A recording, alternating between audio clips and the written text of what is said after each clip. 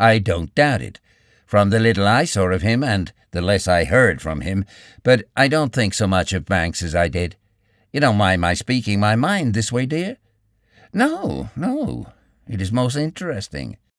Yes, Martin went on heartily, I'm no more than a barbarian getting my first impressions of civilization. Such impressions must be entertainingly novel to the civilized person. What did you think of my cousins? Ruth queried. I liked them better than the other women. There's plenty of fun in them, along with paucity of pretense. Then you did like the other women? He shook his head. That social settlement woman is no more than a sociological poll parrot. I swear, if you winnowed her out between the stars, like Tomlinson, there would be found in her not one original thought. As for the portrait painter, she was a positive bore. She'd make a good wife for the cashier.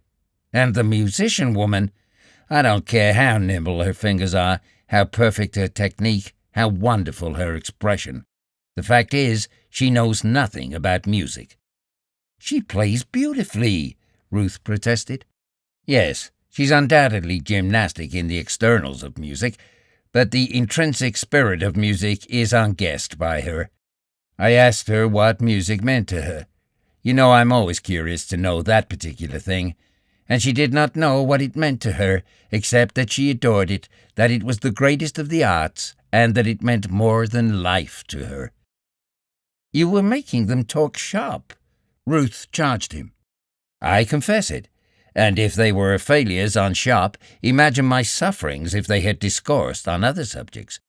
Why, I used to think that up here, where all the advantages of culture were enjoyed— He paused for a moment and watched the youthful shade of himself, in stiff rim and square cut, enter the door and swagger across the room. As I was saying, up here I thought all men and women were brilliant and radiant. But now, from what little I've seen of them, they strike me as a pack of ninnies, most of them, and 90% of the remainder are bores. Now there's Professor Caldwell.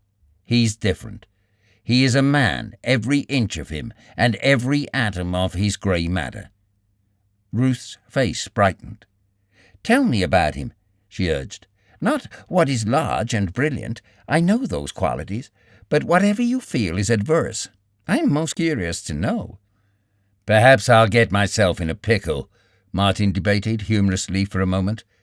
Suppose you tell me first, or maybe you find him nothing less than the best. I attended 2 lecture courses under him, and I have known him for 2 years. That is why I am anxious for your first impression. Bad impression, you mean? Well, here goes. He is all the fine things you think about him, I guess. At least, he is the finest specimen of intellectual man I have met. But he is a man with a secret shame. Oh, no, no, no, he hastened to cry. Nothing paltry nor vulgar. What I mean is that he strikes me as a man who has gone to the bottom of things, and is so afraid of what he saw that he makes believe to himself that he never saw it. Perhaps that's not the cleverest way to express it. Here's another way. A man who has found the path to the hidden temple but has not followed it, who has, perhaps, caught glimpses of the temple and striven afterward to convince himself that it was only a mirage of foliage. Yet another way. A man who could have done things but who placed no value on the doing, and who, all the time, in his innermost heart, is regretting that he has not done them, who has secretly laughed at the rewards for doing, and yet still more secretly has yearned for the rewards and for the joy of doing. I don't read him that way, she said, and for that matter, I don't see just what you mean. It is only a vague feeling on my part, Martin temporized. I have no reason for it. It is only a feeling, and most likely it is wrong. You certainly should know him better than I. From the evening at Ruth's, Martin brought away with him strange confusions and conflicting feelings. He was disappointed in his goal, in the persons he had climbed to be with. On the other hand, he was encouraged with his success. The climb had been easier than he expected. He was superior to the climb, and he did not, with false modesty, hide it from himself. He was superior to the beings among whom he had climbed, with the exception, of course, of Professor Coldwell. About life and the books he knew more than they, and he wondered into what nooks and crannies they had cast aside their educations. He did not know that he was himself possessed of unusual brain vigour, nor did he know that the persons who were given to probing the depths and to thinking ultimate thoughts were not to be found in the drawing-rooms of the world's Morses. Nor did he dream that such persons were so lonely eagles sailing solitary in the azure sky, far above the earth and its swarming freight of gregarious life.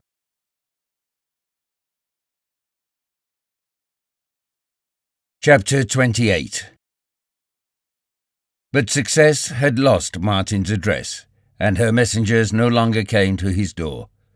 For 25 days, working Sundays and holidays, he toiled on The Shame of the Sun, a long essay of some 30,000 words. It was a deliberate attack upon the mysticism of the Mettling school, an attack from the citadel of positive science upon the wonder dreamers, but an attack nevertheless that retained much of beauty and wonder of the sort compatible with ascertained fact. It was a little later that he followed up the attack with 2 short essays, The Wonder Dreamers and The Yardstick of the Ego.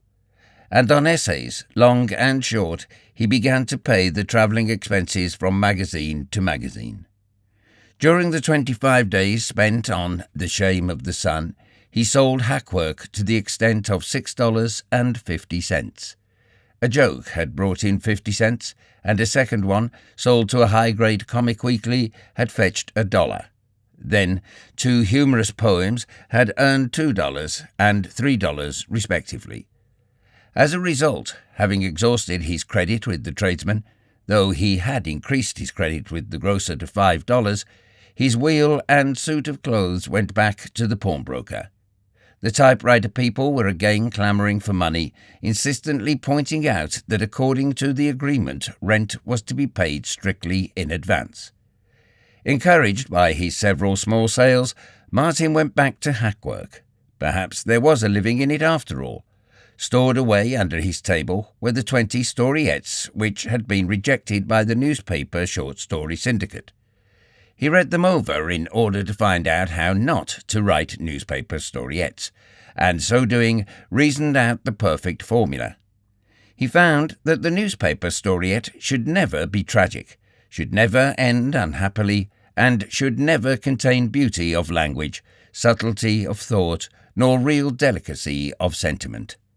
Sentiment it must contain, plenty of it, pure and noble, of the sort that in his own early youth had brought his applause from nigger heaven. The "For God, my country, and the Tsar," and "I may be poor, but I am honest" brand of sentiment. Having learned such precautions, Martin consulted the Duchess for tone, and proceeded to mix according to formula. The formula consists of 3 parts. 1. A pair of lovers are jarred apart. 2. By some deed or event they are reunited. 3. Marriage bells. The third part was an unvarying quantity, but the first and second parts could be varied an infinite number of times. Thus, the pair of lovers could be jarred apart by misunderstood motives, by accident of fate, by jealous rivals, by irate parents, by crafty guardians, by scheming relatives, and so forth and so forth. They could be reunited by a brave deed of the man-lover, by a similar deed of the woman-lover, by change of heart in one lover or the other, by forced confession of crafty guardian, scheming relative, or jealous rival, by voluntary confession of same, by discovery of some unguessed secret, by lover storming girl's heart, by lover making long and noble sacrifice, and so on, endlessly. It was very fetching to make the girl propose in the course of being reunited, and Martin discovered, bit by bit, other decidedly poignant and fetching ruses. But marriage bells at the end was the one thing he could take no liberties with. Though the heavens rolled up as a scroll and the stars fell, the wedding bells must go on ringing just the same. In quantity, the formula prescribed 1,200 words minimum dose, 1,500 words maximum dose. Before he got very far along in the art of the storiette, Martin worked out half a dozen stock forms, which he always consulted when constructing storiettes. These forms were like the cunning tables used by mathematicians, which may be entered from top, bottom, right, and left, which entrances consist of scores of lines and dozens of columns, and from which may be drawn, without reasoning or thinking, thousands of different conclusions, all unchallengingly precise and true. Thus, in the course of half an hour, with his forms, Martin could frame up a dozen or so storiettes, which he put aside and filled in at his convenience. He found that he could fill one in, after a day of serious work, in the hour before going to bed. As he later confessed to Ruth, he could almost do it in his sleep. The real work was in constructing the frames, and that was merely mechanical. He had no doubt whatever of the efficacy of his formula, and for once he knew the editorial mind when he said positively to himself that the first two he sent off would bring checks.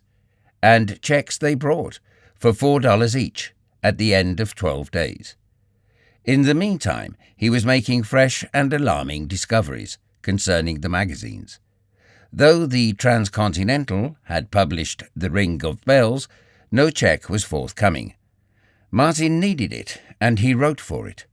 An evasive answer and a request for more of his work was all he received.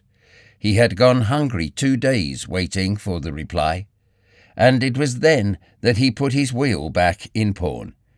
He wrote regularly, twice a week, to the Transcontinental for his $5, though it was only semi-occasionally that he elicited a reply. He did not know that the Transcontinental had been staggering along precariously for years, that it was a fourth-rater or 10th-rater without standing, with a crazy circulation that partly rested on petty bullying and partly on patriotic appealing, and with advertisements that were scarcely more than charitable donations. Nor did he know that the Transcontinental was the sole survivor of the editor and the business manager, and that they could wring their livelihood out of it only by moving to escape paying rent and by never paying any bill they could evade. Nor could he have guessed that the particular $5 that belonged to him had been appropriated by the business manager for the painting of his house in Alameda, which painting he performed himself on weekday afternoons because he could not afford to pay union wages and because the first cab he had employed had had a ladder jerked out from under him and had been sent to the hospital with a broken collarbone. The $10 for which Martin had sold Treasure Hunters to the Chicago newspaper did not come to hand. The article had been published, as he had ascertained at the file in the central reading room, but no word could he get from the editor. His letters were ignored. To satisfy himself that they had been received, he registered several of them. It was nothing less than robbery, he concluded, a cold-blooded steal. While he starved, he was pilfered of his merchandise, of his goods, the sale of which was the sole way of getting bread to eat. Youth and Age was a weekly, and it had published 2/3 of his 21,000-word serial when it went out of business. With it went all hopes of getting his $16. To cap the situation, the Pot, which he looked upon as one of the best things he had written, was lost to him. In despair, casting about frantically among the magazines, he had sent it to The Billow, a society weekly in San Francisco. His chief reason for submitting it to that publication was that, having only to travel across the bay from Oakland, a quick decision could be reached. 2 weeks later, he was overjoyed to see, in the latest number on the newsstand, his story printed in full, illustrated, and in the place of honor.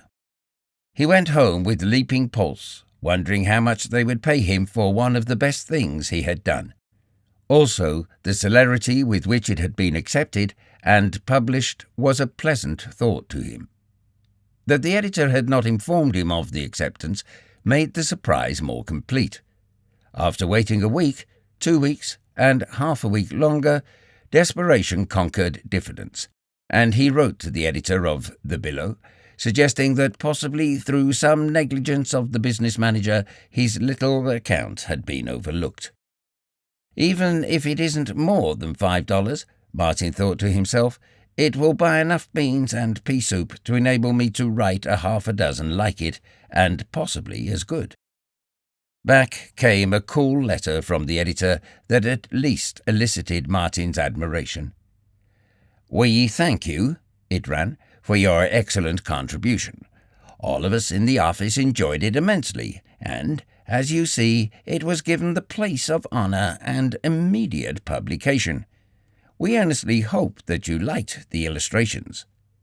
On rereading your letter, it seems to us that you are laboring under the misapprehension that we pay for unsolicited manuscripts. This is not our custom, and of course yours was unsolicited.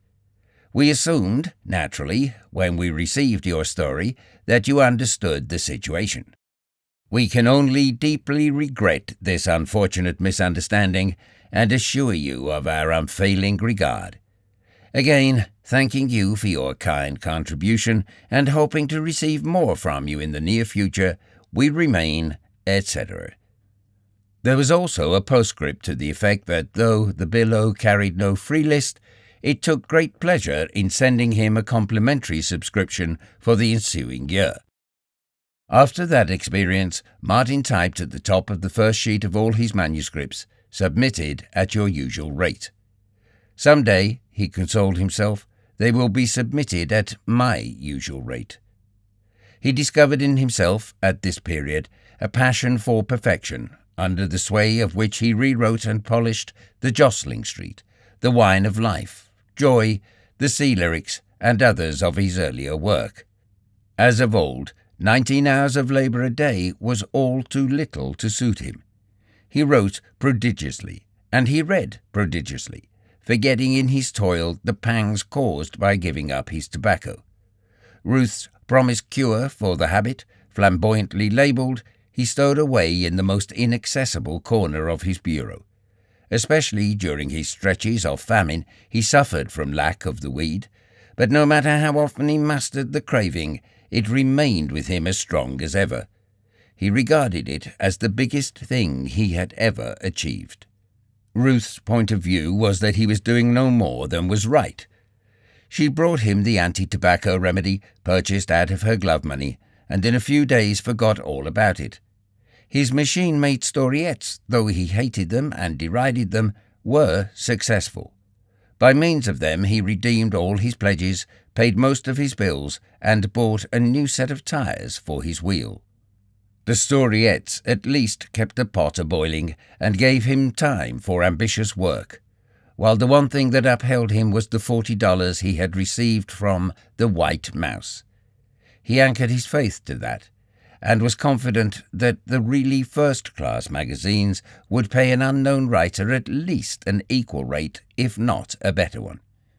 But the thing was, how to get into the first-class magazines. His best stories, essays, and poems went begging among them, and yet each month he read reams of dull, prosy, inartistic stuff between all their various covers. If only one editor, he sometimes thought, would descend from his high seat of pride to write me one cheering line. No matter if my work is unusual, no matter if it is unfit, for prudential reasons, for their pages, surely there must be some sparks in it, somewhere, a few, to warm them to some sort of appreciation. And thereupon he would get out one or another of his manuscripts, such as Adventure, and read it over and over in a vain attempt to vindicate the editorial silence. As the sweet California spring came on, his period of plenty came to an end. For several weeks he had been worried by a strange silence on the part of the newspaper Storiette Syndicate. Then, one day came back to him through the mail 10 of his immaculate machine-made storiettes. They were accompanied by a brief letter to the effect that the syndicate was overstocked, and that some months would elapse before it would be in the market again for manuscripts. Martin had even been extravagant on the strength of those 10 storiettes. Toward the last, the syndicate had been paying him $5 each for them, and accepting every one he sent. So he had looked upon the 10 as good as sold, and he had lived accordingly, on a basis of $50 in the bank. So it was that he entered abruptly upon a lean period, wherein he continued selling his earlier efforts to publications that would not pay, and submitted his later work to magazines that would not buy. Also, he resumed his trips to the pawnbroker down in Oakland. A few jokes and snatches of humorous verse sold to the New York weeklies made existence barely possible for him. It was at this time that he wrote letters of inquiry to the several great monthly and quarterly reviews, and learned in reply that they rarely considered unsolicited articles, and that most of their contents were written upon order by well-known specialists who were authorities in their various fields.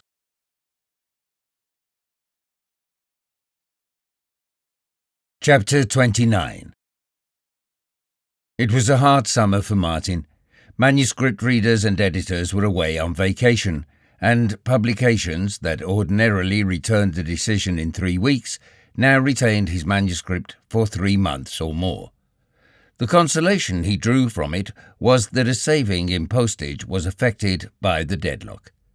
Only the robber publications seemed to remain actively in business, and to them Martin disposed of all his early efforts, such as pearl diving, the sea as a career, turtle catching, and the Northeast trades. For these manuscripts he never received a penny. It is true, after 6 months' correspondence, he effected a compromise, whereby he received a safety razor for turtle catching, and that the Acropolis, having agreed to give him $5 cash and 5 yearly subscriptions for the Northeast trades, fulfilled the second part of the agreement. For a sonnet on Stevenson, he managed to wring $2 out of a Boston editor who was running a magazine with a Matthew Arnold taste and a penny dreadful purse. The Perry and the Pearl, a clever skit of a poem of 200 lines, just finished white-hot from his brain, won the heart of the editor of a San Francisco magazine published in the interest of a great railroad. When the editor wrote, offering him payment in transportation, Martin wrote back to inquire if the transportation was transferable.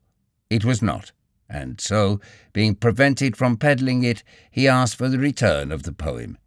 Back it came with the editor's regrets, and Martin sent it to San Francisco again, this time to the Hornet, a pretentious monthly that had been fanned into a constellation of the first magnitude by the brilliant journalists who founded it. But the Hornet's light had begun to dim long before Martin was born. The editor promised Martin $15 for the poem, but when it was published, seemed to forget about it. Several of his letters being ignored, Martin indicted an angry one, which drew a reply. It was written by a new editor, who coolly informed Martin that he declined to be held responsible for the old editor's mistakes, and that he did not think much of the Perry and the Pearl anyway. But the Globe, a Chicago magazine, gave Martin the most cruel treatment of all. He had refrained from offering his sea lyrics for publication until driven to it by starvation. After having been rejected by a dozen magazines, they had come to rest in the Globe office. There were 30 poems in the collection, and he was to receive $1 apiece for them. The first month 4 were published, and he promptly received a check for $4.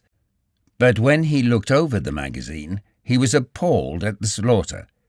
In some cases the titles had been altered. Finis, for instance, being changed to The Finish, and The Song of the Outer Reef to The Song of the Coral Reef.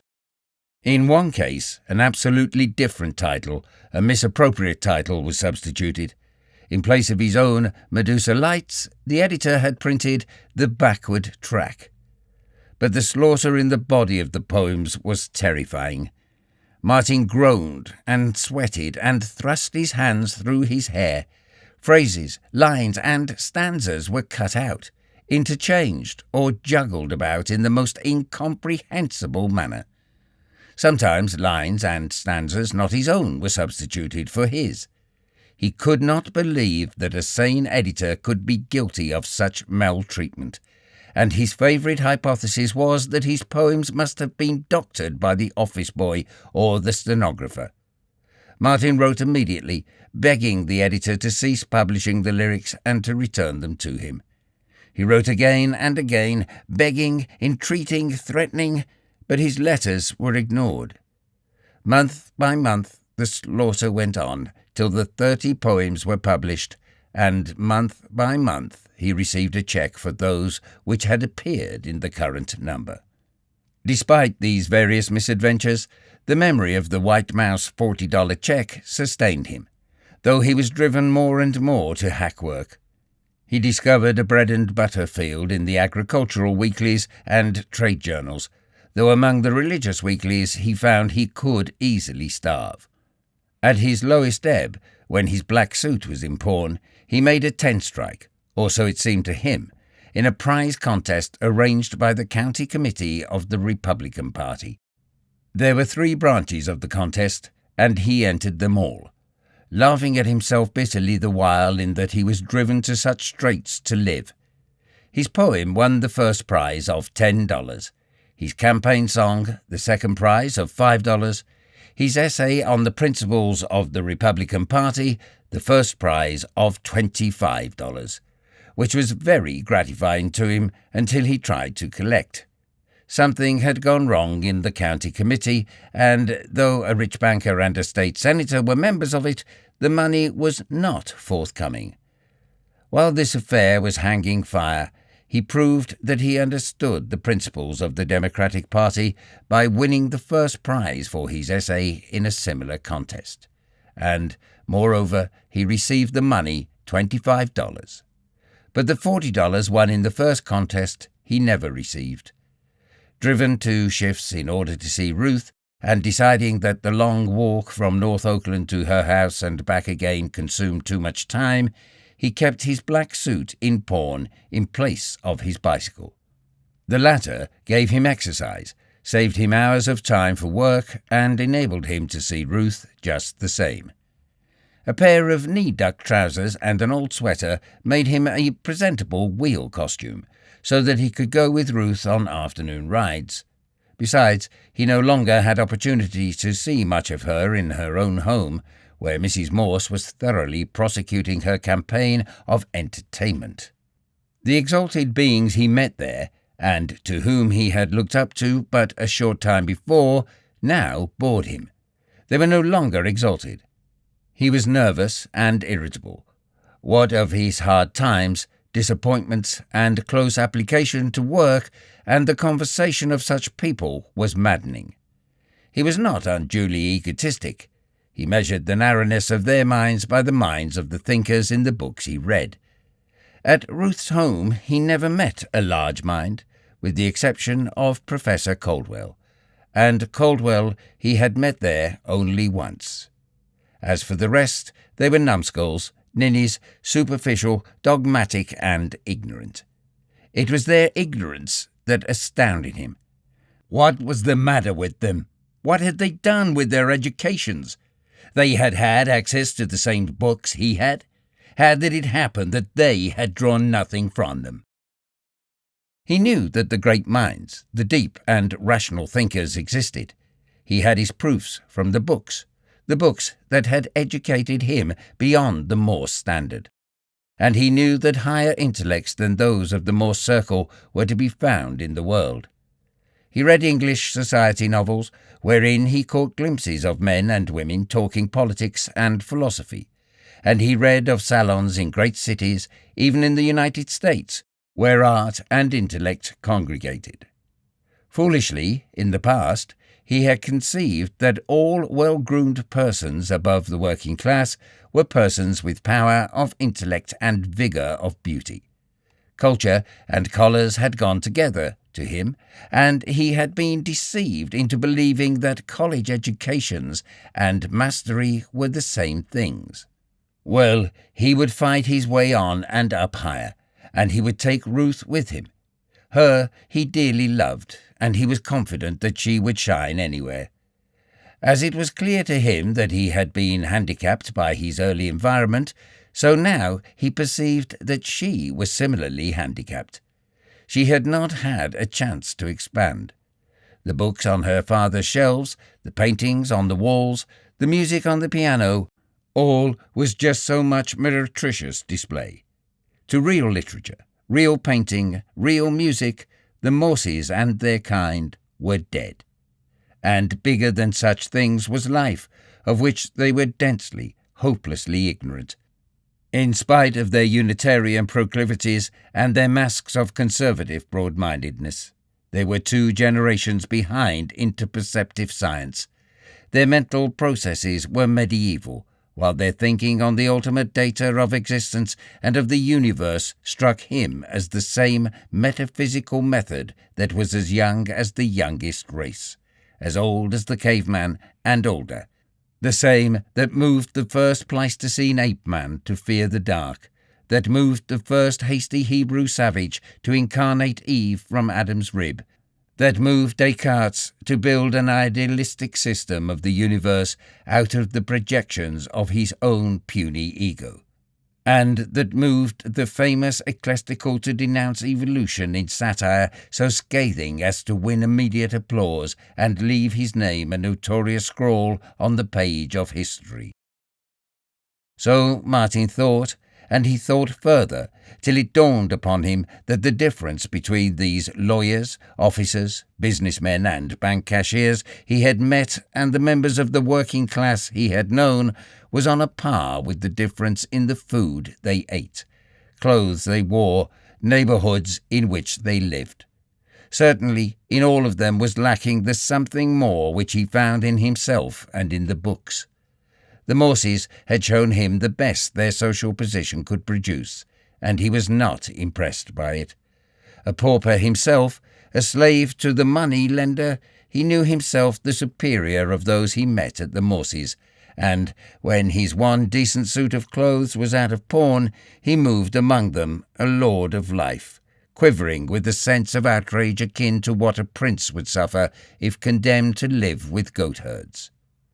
"You hate and fear the socialists," he remarked to Mr. Morse one evening at dinner. "But why?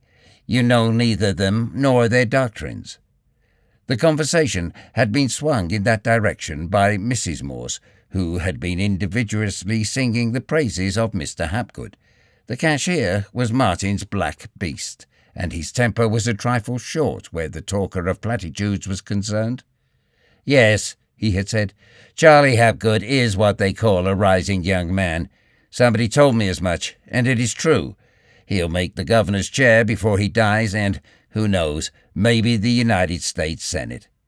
"What makes you think so?" Mrs. Morse had inquired. "I've heard him make a campaign speech. It was so cleverly stupid and unoriginal, and also so unconvincing, that the leaders cannot help but regard him as safe and sure, while his platitudes are so much like the platitudes of the average voter that— Oh, well, you know you flatter any man by dressing up his own thoughts for him and presenting them to him." "I actually think you are jealous of Mr. Hapgood," Ruth had chimed in. "Heaven forbid!" The look of horror on Martin's face stirred Mrs. Morse to belligerence. "You surely don't mean to say that Mr. Hapgood is stupid?" she demanded icily. "No more than the average Republican," was the retort, "or average Democrat either. They are all stupid when they are not crafty, and very few of them are crafty. The only wise Republicans are the millionaires and their conscious henchmen. They know which side their bread is buttered on, and they know why." "I am a Republican," Mr. Morse put in lightly. "Pray, how do you classify me?" "Oh, you are an unconscious henchman." Henchman? Why, yes, you do corporation work. You have no working class nor criminal practice. You don't depend upon wife-beaters and pickpockets for your income. You get your livelihood from the masters of society, and whoever feeds a man is that man's master. Yes, you are a henchman. You are interested in advancing the interests of the aggregations of capital you serve. Mr. Morse's face was a trifle red. I confess, sir, he said, that you talk like a scoundrelly socialist. Then it was that Martin made his remark. You hate and fear the socialists, but why? You know neither them nor their doctrines. Your doctrine certainly sounds like socialism, Mr. Morse replied, while Ruth gazed anxiously from one to the other, and Mrs. Morse beamed happily at the opportunity afforded of rousing her liege lord's antagonism. Because I say Republicans are stupid and hold that liberty, equality, and fraternity are exploded bubbles does not make me a socialist, Martin said with a smile. Because I question Jefferson and the unscientific Frenchman who informed his mind does not make me a socialist. Believe me, Mr. Morse, you are far nearer socialism than I, who am its avowed enemy. Now you please to be facetious, was all the other could say. Not at all. I speak in all seriousness. You still believe in equality, and yet you do the work of the corporations, and the corporations from day to day are busily engaged in burying equality. And you call me a socialist because I deny equality, because I affirm just what you live up to. The Republicans are foes to equality, though most of them fight the battle against equality with the very world itself, the slogan on their lips. In the name of equality, they destroy equality. That was why I called them stupid. As for myself, I am an individualist. I believe the race is to the swift, the battle to the strong. Such is the lesson I have learned from biology, or at least think I have learned. As I said, I am an individualist, and individualism is the hereditary and eternal foe of socialism. But you frequent socialist meetings, Mr. Morse challenged. Certainly, just as spies frequent hostile camps. How else are you to learn about the enemy? Besides, I enjoy myself at their meetings. They are good fighters, and, right or wrong, they have read the books. Any one of them knows far more about sociology and all the other ologies than the average captain of industry. Yes, I have been to half a dozen of their meetings, but that doesn't make me a socialist, any more than hearing Charlie Hapgood orate made me a Republican. I can't help it, Mr. Morse said feebly, but I still believe you incline that way. Bless me, Martin thought to himself. He doesn't know what I was talking about. He hasn't understood a word of it. What did he do with his education anyway?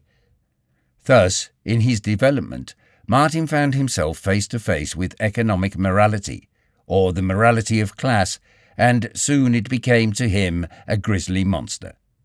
Personally, he was an intellectual moralist, and more offending to him than platitudinous pomposity was the morality of those about him, which was a curious hodgepodge of the economic, the metaphysical, the sentimental, and the imitative. A sample of this curious, messy mixture he encountered nearer home. His sister, Marion, had been keeping company with an industrious young mechanic of German extraction who, after thoroughly learning the trade, had set up for himself in a bicycle repair shop. Also, having got the agency for a low-grade make of wheel, he was prosperous. Marion had called on Martin in his room a short time before to announce her engagement, during which visit she had playfully inspected Martin's palm and told his fortune. On her next visit, she brought Hermann von Schmidt along with her. Martin did the honours and congratulated both of them in language so easy and graceful as to affect disagreeably the peasant mind of his sister's lover. This bad impression was further heightened by Martin's reading aloud the half-dozen stanzas of verse with which he had commemorated Marion's previous visit. It was a bit of society verse, airy and delicate, which he had named The Palmist. He was surprised, when he finished reading it, to note no enjoyment in his sister's face.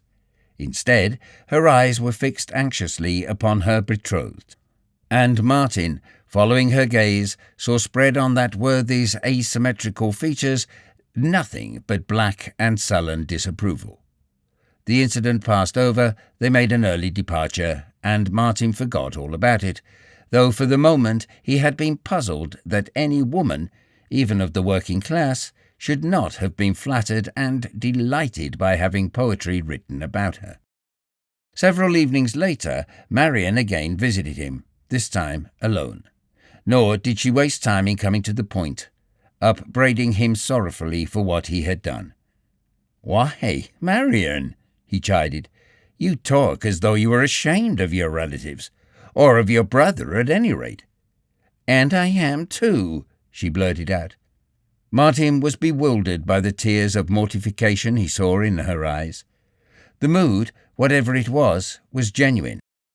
"But, Marian, why should your Herman be jealous of my writing poetry about my own sister?" "He ain't jealous," she sobbed. "He says it was indecent, obscene." Martin emitted a long, low whistle of incredulity, then proceeded to resurrect and read a carbon copy of The Palmist. "I can't see it," he said finally, preferring the manuscript to her. "Read it yourself and show me whatever strikes you as obscene. That was the word, wasn't it?" "He says so, and he ought to know," was the answer, with a wave aside of the manuscript, accompanied by a look of loathing. "And he says you've got to tear it up. He says he won't have no wife of his with such things written about her which anybody can read. He said it's a disgrace, and he won't stand for it." "Now look here, Marian, this is nothing but nonsense," Martin began, then abruptly changed his mind. He saw before him an unhappy girl, knew the futility of attempting to convince her husband or her, and, though the whole situation was absurd and preposterous, he resolved to surrender. "All right," he announced, tearing the manuscript into half a dozen pieces and throwing it into the waste paper basket. He contented himself with the knowledge that even then the original typewritten manuscript was reposing in the office of a New York magazine. Marian and her husband would never know, and neither himself nor they nor the world would lose if the pretty, harmless poem ever were published. Marian started to reach into the waste paper basket, refrained. "Can I?" she pleaded. He nodded his head, regarding her thoughtfully as she gathered the torn pieces of manuscript and tucked them into the pocket of her jacket. Ocular evidence of the success of her mission. She reminded him of Lizzie Connolly, though there was less of fire and gorgeous flaunting life in her than in that other girl of the working class whom he had seen twice. But they were on a par, the pair of them, in dress and carriage, and he smiled with inward amusement at the caprice of his fancy which suggested the appearance of either of them in Mrs. Morse's drawing-room. The amusement faded, and he was aware of great loneliness. This sister of his and the Morse drawing-room were milestones of the road he had travelled, and he had left them behind. He glanced affectionately about him at his few books. They were all the comrades left to him. "Hello, what's that?" he demanded in startled surprise. Marian repeated her question. "Why don't you go to work?" He broke into a laugh that was only half-hearted. "That Herman of yours has been talking to you?" She shook her head. "Don't lie," he commanded, and the nod of her head affirmed his charge. "Well, you tell that Herman of yours to mind his own business. That when I write poetry about the girl he's keeping company with, it's his business. But that outside of that, he's got no say-so. Understand? So you don't think I'll succeed as a writer, huh?" he went on. "You think I'm no good? That I've fallen down and am a disgrace to the family?" "I think it would be much better if you got a job," she said firmly, and he saw she was sincere. "Herman says, Damn, Herman, he broke out good-naturedly. What I want to know is when you're going to get married. Also, you find out from your Herman if he will deign to permit you to accept a wedding present from me. He mused over the incident after she had gone, and once or twice broke out into laughter that was bitter as he saw his sister and her betrothed, all the members of his own class, and the members of Ruth's class directing their narrow little lives by narrow little formulas, herd creatures flocking together and patterning their lives by one another's opinions, failing of being individuals and of really living life because of the childlike formulas by which they were enslaved. He summoned them before him in apparitional procession. Bernard Higginbotham, arm in arm with Mr. Butler. Herman von Schmidt, cheek by jowl with Charlie Hapgood, and one by one, in pairs, he judged them and dismissed them. Judged them by the standards of intellect and morality he had learned from the books. Vainly he asked, "Where are the great souls, the great men and women?" He found them not among the careless, gross, and stupid intelligences that answered the call of vision to his narrow room. He felt a loathing for them, such as Circe must have felt for her swine. When he had dismissed the last one and thought himself alone, a late comer entered, unexpected and unsummoned. Martin watched him and saw the stiff rim, the square-cut, double-breasted coat, and the swaggering shoulders of the youthful hoodlum who had once been he. "You are like all the rest, young fellow," Martin sneered. "Your morality and your knowledge were just the same as theirs. You did not think and act for yourself. Your opinions, like your clothes, were ready-made. Your acts were shaped by popular approval. You were cock of your gang because others acclaimed you the real thing. You fought and ruled the gang not because you liked to. You know you really despised it, but because the other fellows patted you on the shoulder. You licked Cheeseface because you wouldn't give in, and you wouldn't give in partly because you were an abysmal brute, and for the rest because you believed what everyone about you believed, that the measure of manhood was the carnivorous ferocity displayed in injuring and marring fellow creatures' anatomies. Why, you whelp, you even won other fellas' girls away from them, not because you wanted the girls, but because in the marrow of those about you, those who set your moral pace, was the instinct of the wild stallion and the bull seal. Well, the years have passed, and what do you think about it now?" As if in reply, the vision underwent a swift metamorphosis. The stiff rim and the square cut vanished, being replaced by milder garments. The toughness went out of the face, the hardness out of the eyes, and the face, chastened and refined, was irradiated from an inner life of communion with beauty and knowledge. The apparition was very like his present self, and, as he regarded it, he noted the student lamp by which it was illuminated, and the book over which it pored. He glanced at the title and read, "The Science of Ascetics." Next, he entered into the apparition, trimmed the student lamp, and himself went on reading The Science of Ascetics.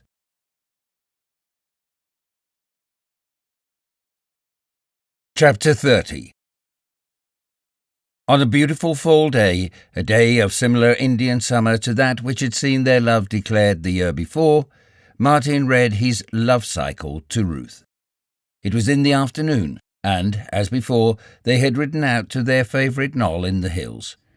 Now and again she had interrupted his reading with exclamations of pleasure, and now, as he laid the last sheet of manuscript with its fellows, he waited her judgment.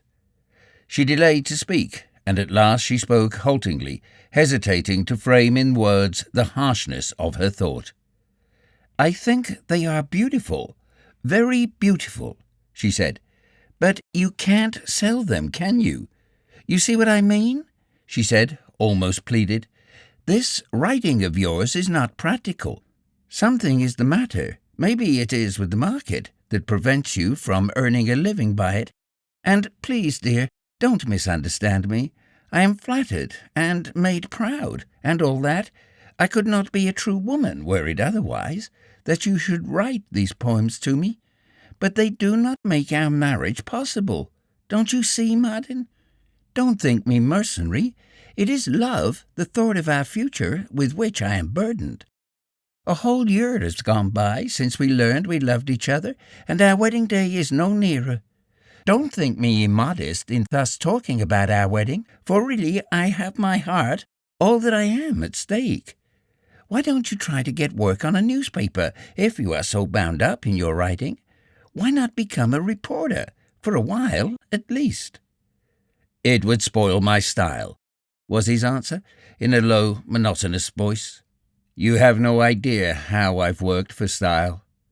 But those storiettes, she argued, you called them hack work. You wrote many of them. Didn't they spoil your style? No, the cases are different. The storiettes were ground out, jaded, at the end of a long day of application to style. But a reporter's work is all hack from morning till night, is the one paramount thing of life. And it is a whirlwind life, the life of the moment, with neither past nor future, and certainly without thought of any style but reportatorial style, and that certainly is not literature. To become a reporter now, just as my style is taking form, crystallizing, would be to commit literary suicide. As it is, every storiette, every word of every storiette, was a violation of my self-respect, of my respect for beauty. I tell you, it was sickening. I was guilty of sin, and I was secretly glad when the markets failed, even if my clothes did go into pawn. But the joy of writing the love cycle, the creative joy in its noblest form, that was compensation for everything. Martin did not know that Ruth was unsympathetic concerning the creative joy. She used the phrase. It was on her lips he had first heard it. She had read about it, studied about it, in the university in the course of earning her bachelorship of arts. But she was not original, not creative, and all manifestations of culture on her part were but harpings of the harpings of others. May not the editor have been right in his revision of your sea lyrics? She questioned. Remember, an editor must have proved qualifications, or else he would not be an editor.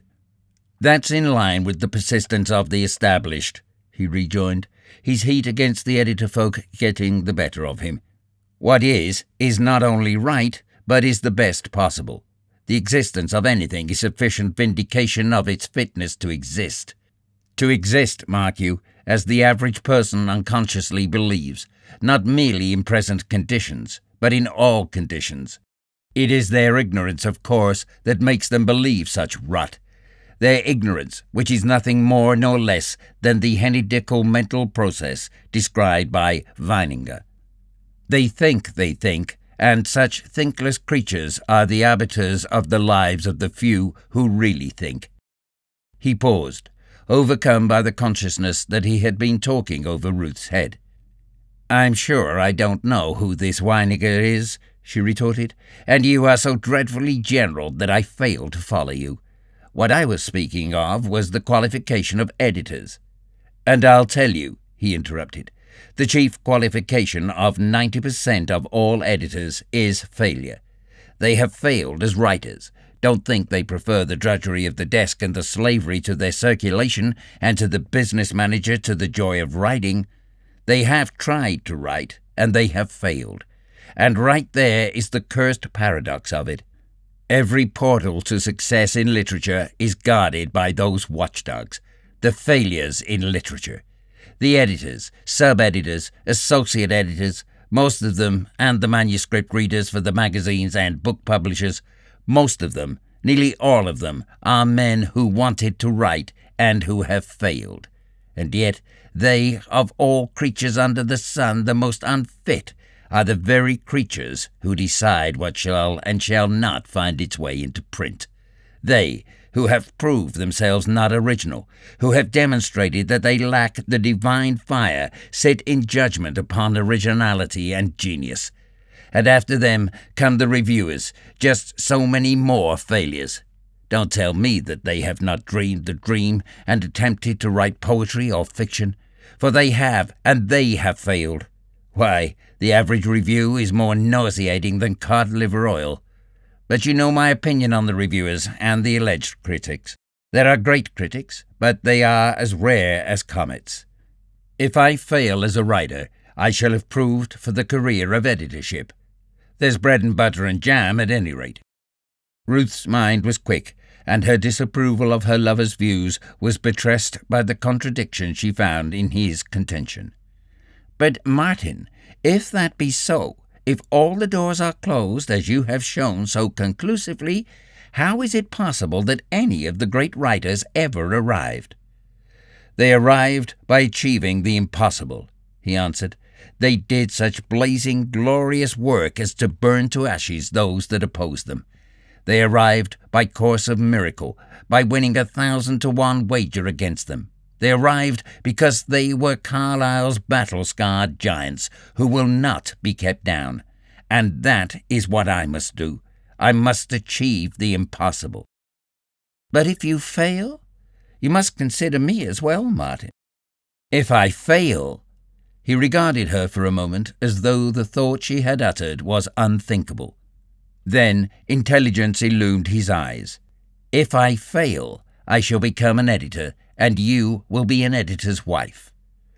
She frowned at his facetiousness, a pretty, adorable frown that made him put his arm around her and kiss it away.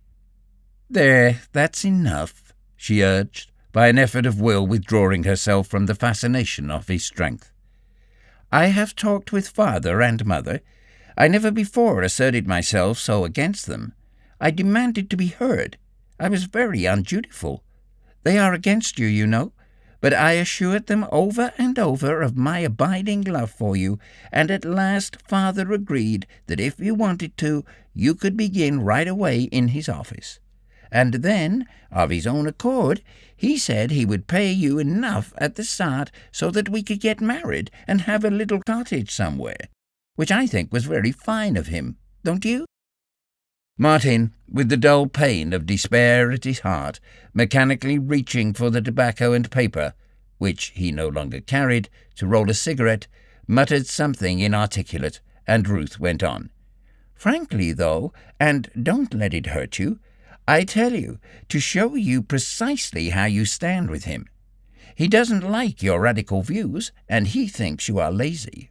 Of course, I know you are not. I know you work hard." How hard, even she did not know, was the thought in Martin's mind. "Well then," he said, "how about my views? Do you think they are so radical?" He held her eyes and waited the answer. "I think them, well, very disconcerting," she replied. The question was answered for him, and so oppressed was he by the greyness of life that he forgot the tentative proposition she had made for him to go to work. And she, having gone as far as she dared, was willing to wait the answer till she should bring the question up again. She had not long to wait. Martin had a question of his own to propound to her. He wanted to ascertain the measure of her faith in him, and within the week each was answered. Martin precipitated it by reading to her his The Shame of the Sun. "Why don't you become a reporter?" she asked when he had finished. "You love writing so, and I am sure you would succeed. You could rise in journalism and make a name for yourself. There are a number of great special correspondents. Their salaries are large, and their field is the world. They are sent everywhere, to the heart of Africa, like Stanley, or to interview the Pope, or to explore unknown Tibet." "Then you didn't like my essay," he rejoined. "You believe that I have some show in journalism, but none in literature." No, I do like it. It reads well, but I am afraid it's over the heads of your readers. At least, it is over mine. It sounds beautiful, but I don't understand it. Your scientific slang is beyond me. You are an extremist, you know, dear, and what may be intelligible to you may not be intelligible to the rest of us." "I imagine it's the philosophical slang that bothers you," was all he could say. He was flaming from the fresh reading of the ripest thought he had expressed, and her verdict stunned him. "No matter how poorly it is done," he persisted, "don't you see anything in it? In the thought of it, I mean?" She shook her head. "No, it is so different from anything I have read. I read Maeterlinck and understand him." "His mysticism, you understand that?" Martin flashed out. "Yes, but this of yours, which is supposed to be an attack upon him, I don't understand. Of course, if originality counts—" He stopped her with an impatient gesture that was not followed by speech. He became suddenly aware that she was speaking, and that she had been speaking for some time.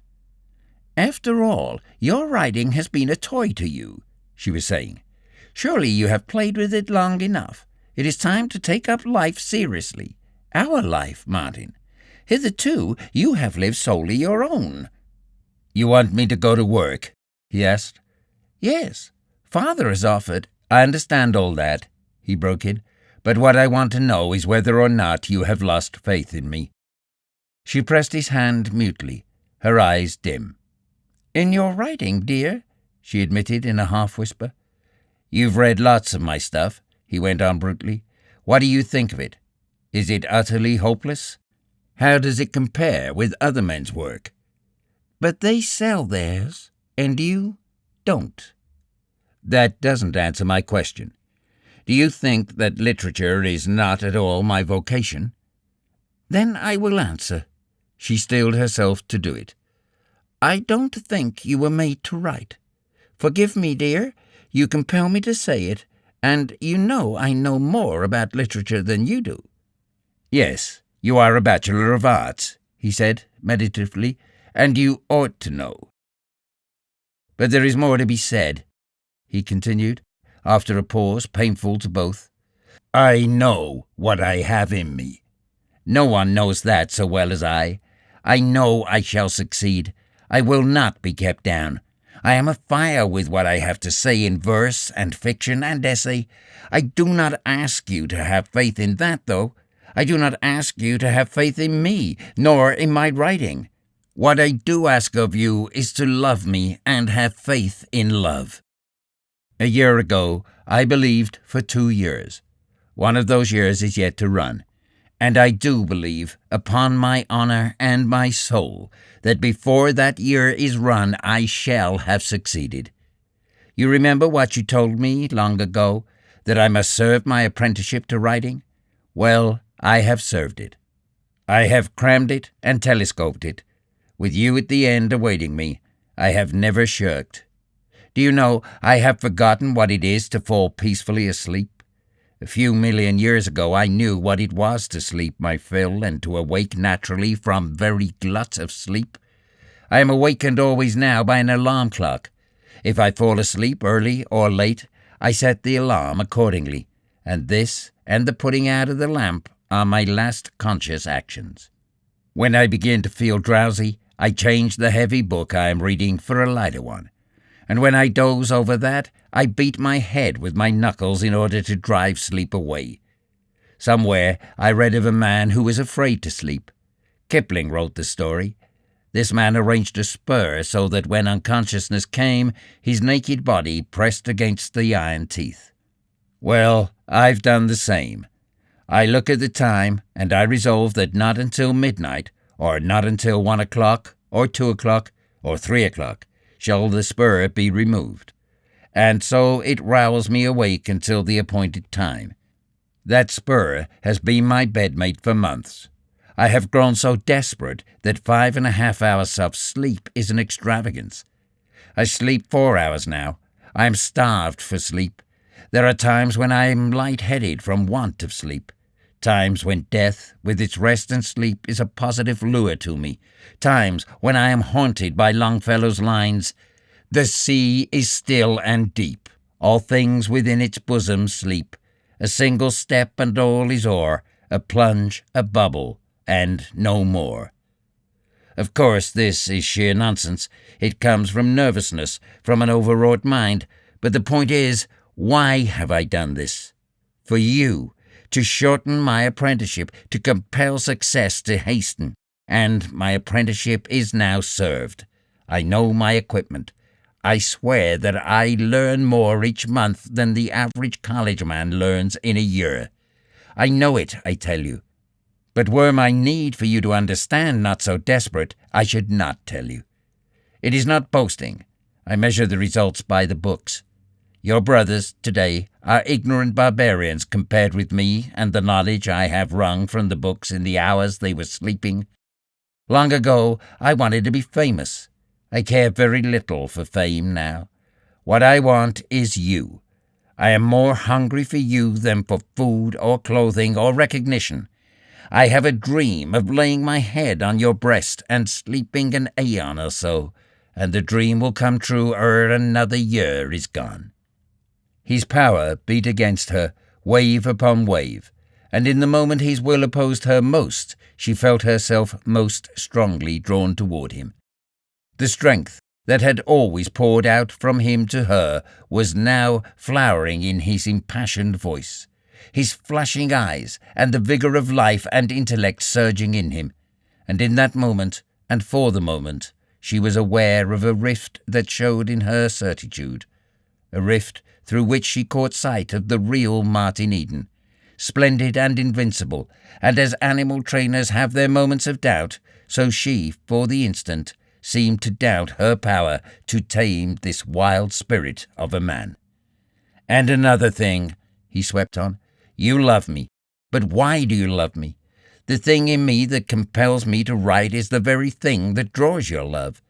You love me because I am somehow different from the men you have known and might have loved. I was not made for the desk and counting-house, for petty business squabbling and legal jangling. Make me do such things, make me like those other men doing the work they do, breathing the air they breathe, developing the point of view they have developed, and you have destroyed the difference. Destroyed me, destroyed the thing you love. My desire to write is the most vital thing in me. Had I been a mere clod, neither would I have desired to write, nor would you have desired me for a husband." "But you forget," she interrupted, the quick surface of her mind glimpsing a parallel. "There have been eccentric inventors starving their families while they sought such chimeras as perpetual motion. Doubtless their wives loved them and suffered with them and for them, not because of, but in spite of their infatuation for perpetual motion." "True," was the reply, "but there have been inventors who were not eccentric, and who starved while they sought to invent practical things, and sometimes, it is recorded, they succeeded. Certainly I do not seek any impossibilities." "You have called it achieving the impossible," she interpolated. "I spoke figuratively. I seek to do what men have done before me, to write and to live by my writing." Her silence spurred him on. "To you, then, my goal is as much a chimera as perpetual motion?" he demanded. He read her answer in the pressure of her hand on his, the pitying mother hand for the hurt child, and to her, just then, he was the hurt child, the infatuated man striving to achieve the impossible. Toward the close of their talk, she warned him again of the antagonism of her father and mother. "But you do love me?" he asked. I do," she cried. "And I love you, not them, and nothing they do can hurt me." Triumph sounded in his voice. "For I have faith in your love, not fear of their enmity. All things may go astray in this world, but not love. Love cannot go wrong unless it be a weakling that faints and stumbles by the way."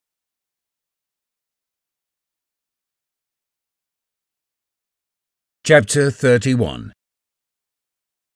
Martin had encountered his sister Gertrude by chance on Broadway. As it proved, a most propitious yet disconcerting chance. Waiting on the corner for a car, she had seen him first, and noted the eager, hungry lines of his face and the desperate, worried look of his eyes. In truth, he was desperate and worried. He had just come from a fruitless interview with the pawnbroker, from whom he had tried to wring an additional loan on his wheel. The muddy fall weather having come on, Martin had pledged his will some time since and retained his black suit. "There's the black suit," the pawnbroker, who knew his every asset, had answered. "You needn't tell me you've gone and pledged it with that Jew Lipker, because if you have—" The man had looked the threat, and Martin hastened to cry, No, I've got it, but I want to wear it on a matter of business." "All right," the mollified usurer had replied, "and I want it on a matter of business before I can let you have any more money. You don't think I'm in it for my health?" "But it's a $40 wheel in good condition," Martin argued, "and you've only let me have $7 on it. No, not even 7, 6 1/4. You took the interest in advance." "If you want some more, bring the suit," had been the reply that sent Martin out of the stuffy little den, so desperate at heart as to reflect it in his face and touch his sister to pity. Scarcely had they met when the Telegraph Avenue car came along and stopped to take on a crowd of afternoon shoppers. Mrs. Higginbotham divined from the grip on her arm as he helped her on that he was not going to follow her. She turned on the step and looked down upon him. His haggard face smote her to the heart again. "Ain't you coming?" she asked. The next moment she had descended to his side. "I'm walking. Exercise, you know," he explained. "Then I'll go along for a few blocks," she announced. "Maybe it'll do me good. I ain't been feeling any too spry these last few days." Martin glanced at her and verified her statement in her general slovenly appearance, in the unhealthy fat, in the drooping shoulders, the tired face with the sagging lines, and in the heavy fall of her feet, without elasticity, a very caricature of the walk that belongs to a free and happy body. "You'd better stop here," he said, though she had already come to a halt at the first corner, "and take the next car." "My goodness, if I ain't all tired already," she panted. "But I'm just as able to walk as you in them soles. They're that thin, they'll bust long before you get out to North Oakland." "I've a better pair at home," was the answer. "Come out to dinner tomorrow," she invited irrelevantly. "Mr. Higginbotham won't be there. He's going to San Leandro on business." Martin shook his head, but he had failed to keep back the wolfish, hungry look that leapt into his eyes at the suggestion of dinner. "You haven't a penny, Mart, and that's why you're working. Exercise?" She tried to sniff contemptuously, but succeeded in producing only a sniffle. "Here, let me see." And, fumbling in her satchel, she pressed the $5 piece into his hand. "I guess I forgot your last birthday, Mart," she mumbled lamely. Martin's hand instinctively closed on the piece of gold. In the same instant, he knew he ought not to accept, and found himself struggling in the throes of indecision. That bit of gold meant food, life, and light in his body and brain, power to go on writing, and, who was to say, maybe to write something that would bring in many pieces of gold. Clear on his vision burned the manuscripts of 2 essays he had just completed. He saw them under the table on top of the heap of returned manuscripts for which he had no stamps, and he saw their titles just as he had typed them: The High Priests of Majesty and The Cradle of Beauty. He had never submitted them anywhere. They were as good as anything he had done in that line. If only he had stamps for them. Then the certitude of his ultimate success rose up in him, an able ally of hunger, and with a quick movement he slipped the coin into his pocket. "I'll pay you back, Gertrude, 100 times over," he gulped out, his throat painfully contracted, and in his eyes a swift hint of moisture. "Mark my words," he cried, with abrupt positiveness. "Before the year is out, I'll put an even 100 of those little yellow boys into your hand. I don't ask you to believe me. All you have to do is wait and see." Nor did she believe. Her incredulity made her uncomfortable, and, failing of other expedient, she said, "I know you're hungry, Mart. It's sticking out all over you. Come into meals any time. I'll send one of the children to tell you when Mr. Higginbotham ain't to be there. And, Mart—" He waited, though he knew in his secret heart what she was about to say, so visible was her thought process to him. Don't you think it's about time you got a job?" "You don't think I'll win out?" he asked. She shook her head. "Nobody has faith in me, Gertrude, except myself." His voice was passionately rebellious. "I've done good work already, plenty of it, and sooner or later it will sell." "How do you know it is good?" "Because," he faltered as the whole vast field of literature and the history of literature stirred in his brain and pointed the futility of his attempting to convey to her the reasons for his faith. "Well, because it's better than 99% of what is published in the magazines." "I wished he'd listened to reason," she answered feebly, but with unwavering belief in the correctness of her diagnosis of what was ailing him. "I wished he'd listened to reason," she repeated, "and come to dinner tomorrow." After Martin had helped her on the car, he hurried to the post office and invested $3 of the $5 in stamps. And when, later in the day, on the way to the Morse home, he stopped in at the post office to weigh a large number of long, bulky envelopes, he affixed to them all the stamps save 3 of the 2-cent denomination. It proved a momentous night for Martin, for after dinner he met Russ Brissenden. How he chanced to come there, whose friend he was, or what acquaintance brought him, Martin did not know.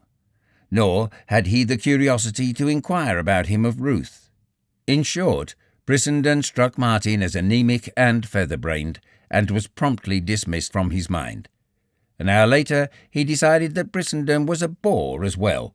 What of the way he prowled about from one room to another, staring at the pictures or poking his nose into books and magazines he picked up from the table or drew from the shelves.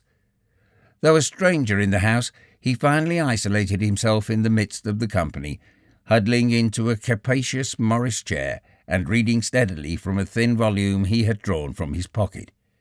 As he read, he abstractedly ran his fingers with a caressing movement through his hair. Martin noticed him no more that evening, except once when he observed him chaffing with great apparent success with several of the young women. It chanced that when Martin was leaving, he overtook Brissenden already halfway down the walk to the street. "Hello, is that you?" Martin said. The other replied with an ungracious grunt, but swung alongside. Martin made no further attempt at conversation, and for several blocks unbroken silence lay upon them. "Pompous old ass!" The suddenness and the virulence of the exclamation startled Martin. He felt amused and at the same time was aware of a growing dislike for the other. "What do you go to such a place for?" was abruptly flung at him after another block of silence. "Why do you?" Martin countered. "Bless me, I don't know," came back. "At least this is my first indiscretion. There are 24 hours in each day, and I must spend them somehow. Come and have a drink." "All right," Martin answered.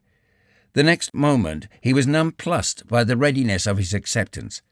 At home was several hours' hack work waiting for him before he went to bed, and after he went to bed there was a volume of Wiseman waiting for him, to say nothing of Herbert Spencer's autobiography, which was as replete for him with romance as any thrilling novel. Why should he waste any time with this man he did not like, was his thought, and yet it was not so much the man nor the drink as was it what was associated with the drink. The bright lights, the mirrors and dazzling array of glasses, the warm and glowing faces and the resonant hum of the voices of men. That was it. It was the voices of men, optimistic men, men who breathed success and spent their money for drinks like men.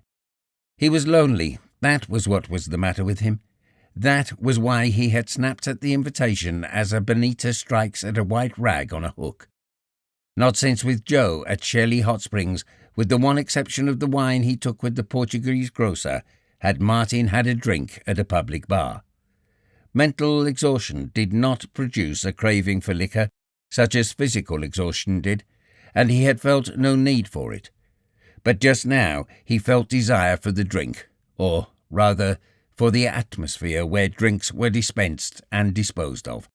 Such a place was the grotto, where Brissenden and he lounged in capacious leather chairs and drank scotch and soda.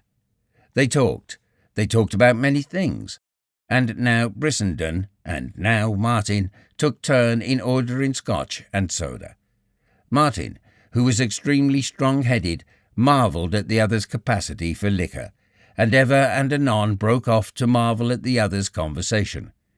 He was not long in assuming that Brissenden knew everything, and in deciding that here was the second intellectual man he had met.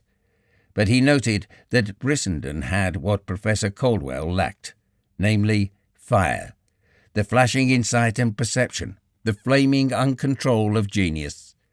Living language flowed from him.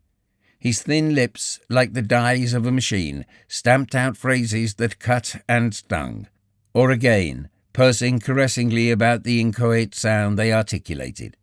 The thin lips shaped soft and velvety things, mellow phrases of glow and glory, of haunting beauty, reverberant of the mystery and inscrutableness of life. And yet again the thin lips were like a bugle, from which rang the crash and tumult of cosmic strife. Phrases that sounded clear as silver, that were luminous as starry spaces, that epitomized the final word of science and yet said something more. The poet's word, the transcendental truth, elusive and without words which could express, and which none the less found expression in the subtle and all but ungraspable connotations of common words. He, by some wonder of vision, saw beyond the farthest outpost of empiricism, where was no language for narration, and yet, by some golden miracle of speech, investing known words with unknown significances, he conveyed to Martin's consciousness messages that were incommunicable to ordinary souls. Martin forgot his first impression of dislike. Here was the best the books had to offer coming true. Here was intelligence, a living man for him to look up to. "I am down in the dirt at your feet," Martin repeated to himself again and again. "You've studied biology," he said aloud, in insignificant allusion. To his surprise, Brissenden shook his head. "But you are stating truths that are substantiated only by biology," Martin insisted, and was rewarded by a blank stare. "Your conclusions are in line with the books which you must have read." "I am glad to hear it," was the answer. "That my smattering of knowledge should enable me to shortcut my way to truth is most reassuring. As for myself, I never bother to find out if I am right or not. It is all valueless anyway. Man can never know the ultimate verities." "You are a disciple of Spencer," Martin cried triumphantly. "I haven't read him since adolescence, and all I read then was his education." "I wish I could gather knowledge as carelessly," Martin broke out half an hour later. He had been closely analysing Britain's mental equipment. "You are a sheer dogmatist, and that's what makes it so marvellous. You state dogmatically the latest facts which science has been able to establish only by a posteriori reasoning. You jump to correct conclusions. You certainly shortcut with a vengeance. You feel your way with the speed of light by some hyper-rational process to truth." "Yes, that was what used to bother Father Joseph and Brother Dutton," Brissenden replied. "Oh, no," he added, "I'm not anything. It was a lucky trick of fate that sent me to a Catholic college for my education. Where did you pick up what you know?" And while Martin told him, he was busy studying Brissenden, ranging from a long, lean, aristocratic face and drooping shoulders to the overcoat on a neighbouring chair. Its pockets sagged and bulged by the freightage of many books. Brissenden's face and long, slender hands were browned by the sun. Excessively browned, Martin thought. This sunburn bothered Martin. It was patent that Brissenden was no outdoor man. Then how had he been ravaged by the sun? Something morbid and significant attached to that sunburn, was Martin's thought as he returned to a study of the face, narrow, with high cheekbones and cavernous hollows, and graced with a delicate and fine aquiline nose, as Martin had ever seen. There was nothing remarkable about the size of the eyes. They were neither large nor small, while their colour was a nondescript brown, but in them smouldered a fire, or rather lurked an expression dual and strangely contradictory. Defiant, indomitable, even harsh to excess, they at the same time aroused pity. Martin found himself pitying him. He knew not why, though he was soon to learn. "Oh, I'm a lunger," Brissenden announced, offhand, a little later, having already stated that he came from Arizona. "I've been down there a couple of years living on the climate." "Aren't you afraid to venture it up to this climate?" "Afraid?"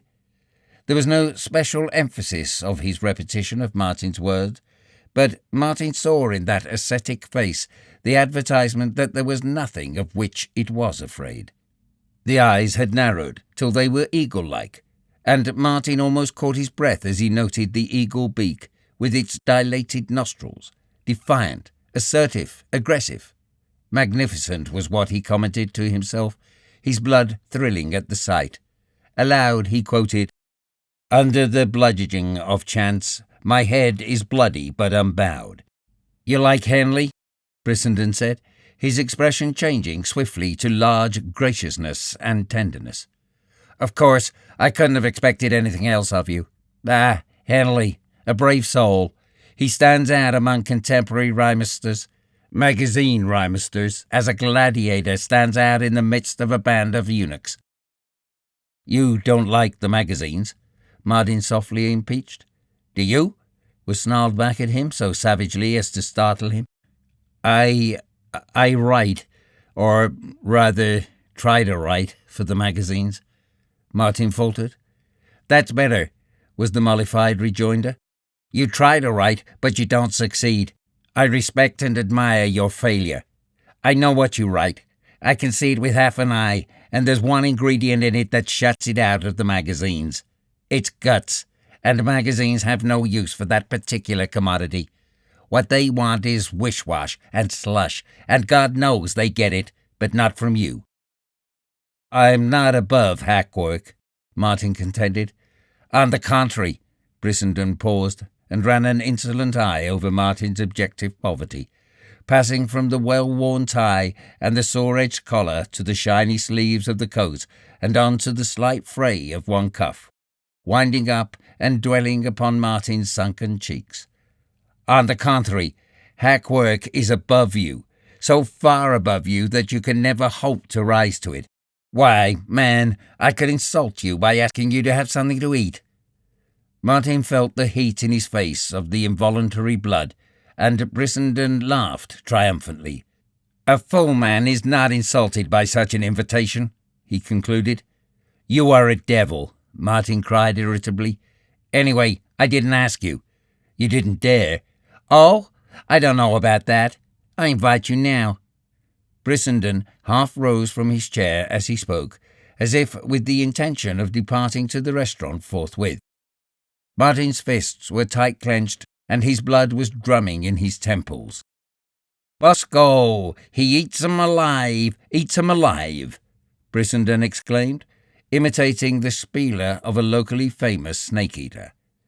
"I could certainly eat you alive," Martin said, in turn running insolent eyes over the other's disease-ravaged frame. "Only I'm not worthy of it?"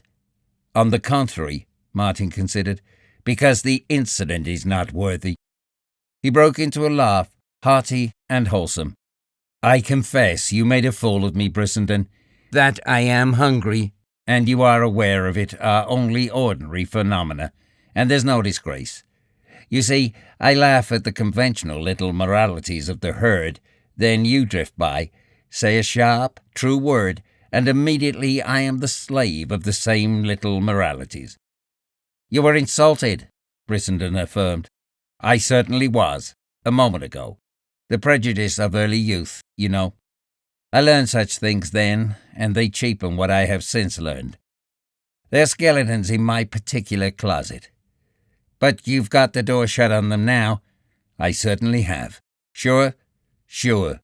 "Then let's go and get something to eat." "I'll go you," Martin answered, attempting to pay for the currant scotch and soda with the last change from his $2, and seeing the waiter bullied by Brissenden into putting that change back on the table. Martin pocketed it with a grimace, and felt for a moment the kindly weight of Brissenden's hand upon his shoulder.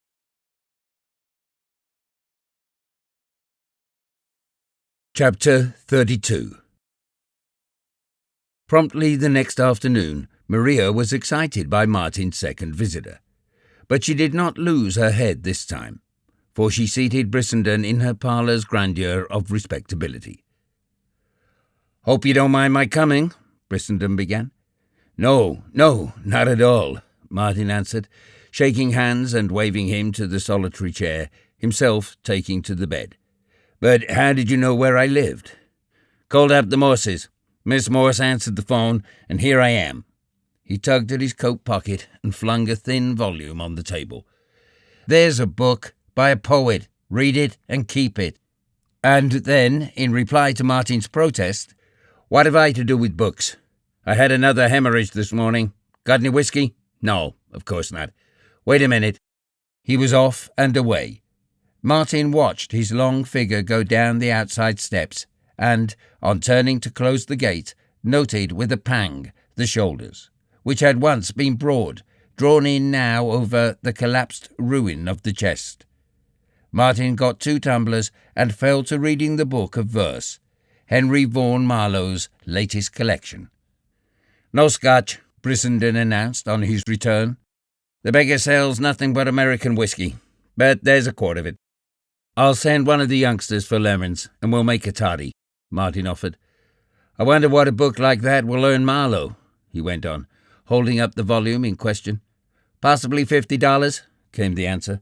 "Though he's lucky if he pulls even on it, or if he can inveigle a publisher to risk bringing it out."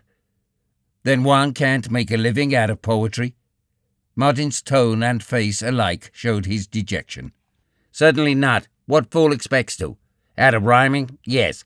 There's Bruce, and Virginia Spring, and Sedgwick. They do very nicely. But poetry? Do you know how Vaughan Marlowe makes his living? Teaching in a boys' cramming joint down in Pennsylvania. And of all private little hells, such a billet is the limit. I wouldn't trade places with him if he had 50 years of life before him. And yet his work stands out from the ruck of the contemporary versifiers as a ballast ruby among carrots. And the reviews he gets, damn them, all of them, the crass mannequins." "Too much is written by the men who can't write about the men who do write," Martin concurred. "Why, I was appalled at the quantities of rubbish written about Stevenson and his work." "Ghouls and harpies," Brissenden snapped out with clicking teeth. "Yes, I know the sporn, complacently pecking at him for his Father Damien letter, analysing him, weighing him, measuring him by the yardstick of their own miserable egos." Martin broke in. "Yes, that's it. A good phrase. Mouthing and besliming the true and beautiful and good, and finally patting him on the back and saying, 'Good dog, Fido.' Pho!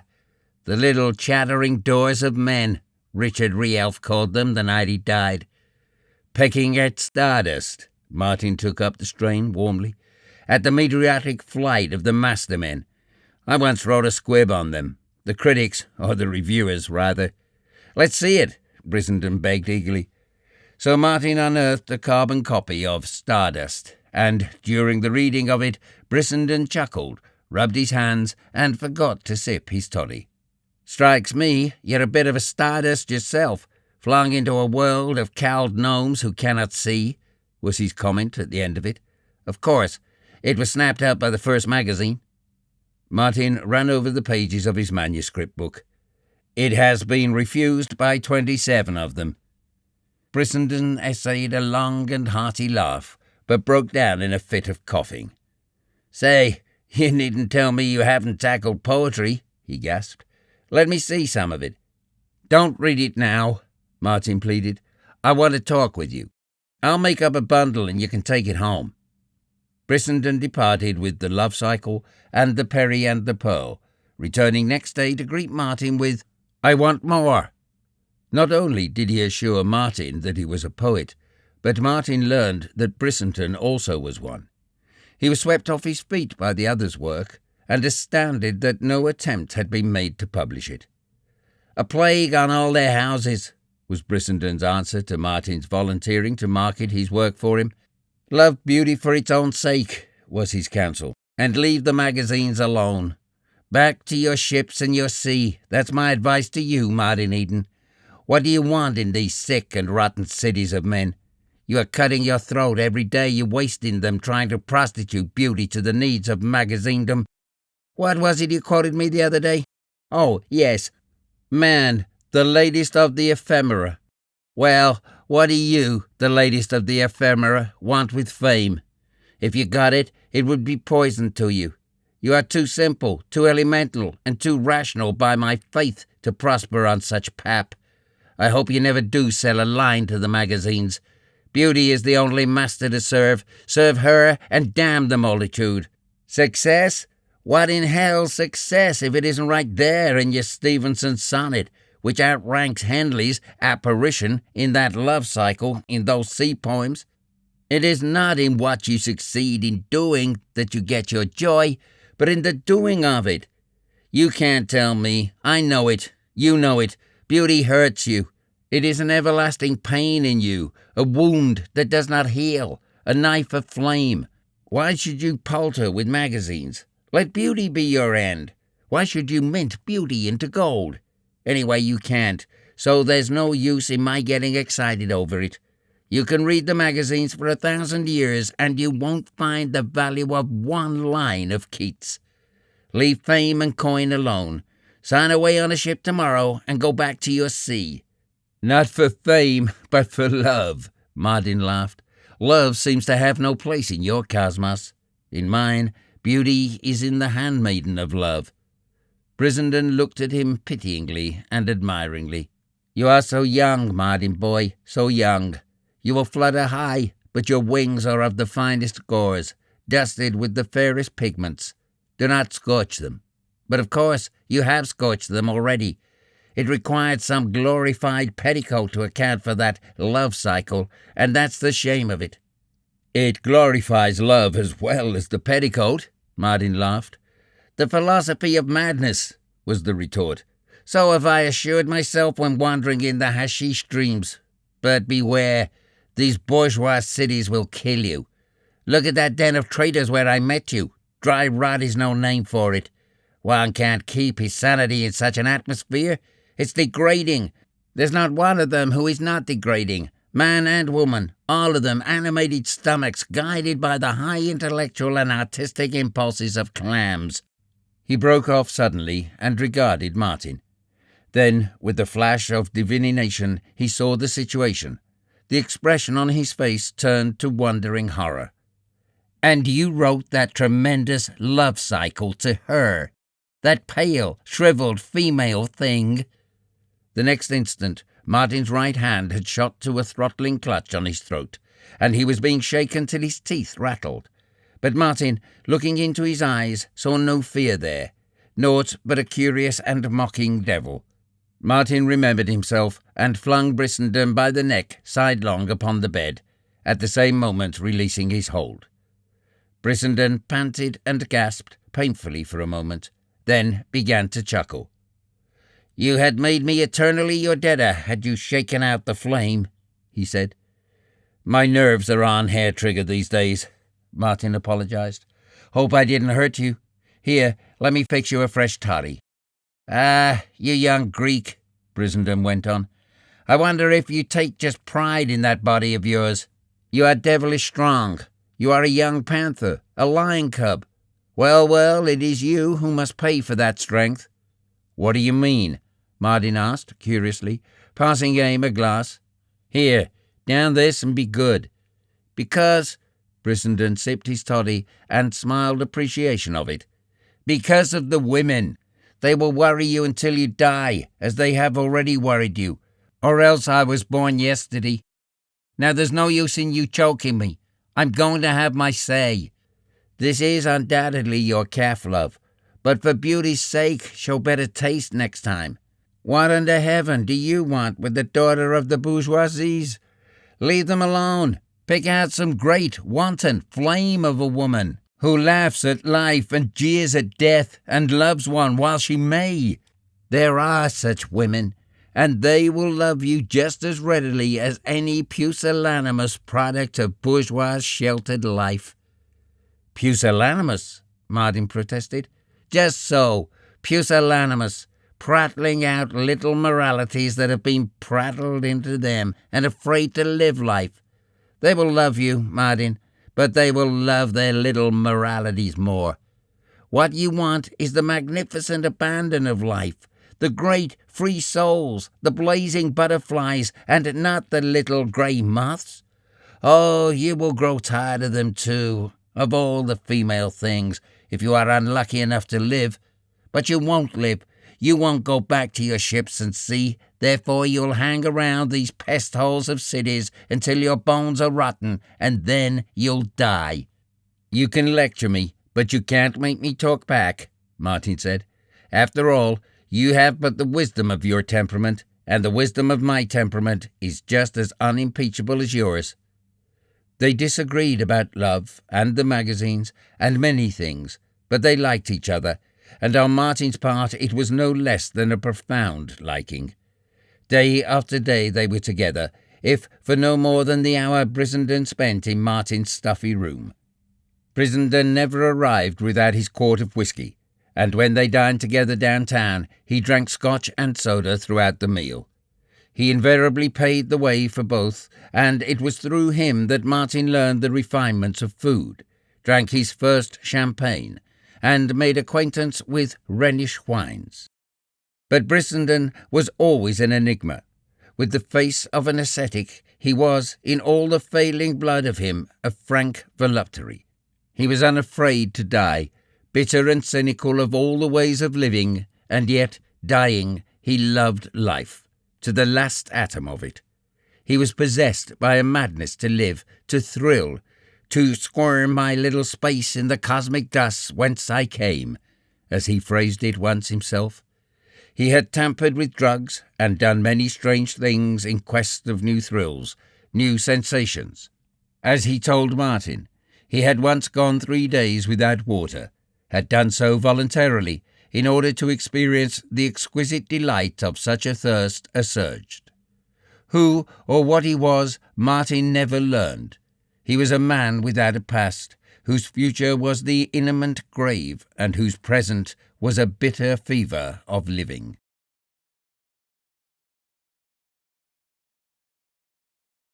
Chapter 33. Martin was steadily losing his battle. Economise as he would, the earnings from hack work did not balance expenses. Thanksgiving found him with his black suit in pawn and unable to accept the Morseys' invitation to dinner. Ruth was not made happy by his reason for not coming, and the corresponding effect on him was one of desperation.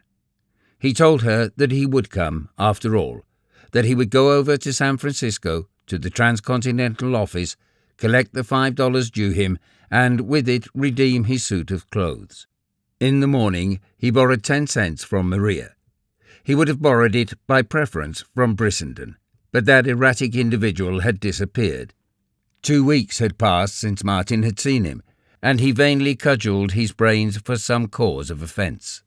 The 10 cents carried Martin across the ferry to San Francisco, and as he walked up Market Street he speculated upon his predicament in case he failed to collect the money.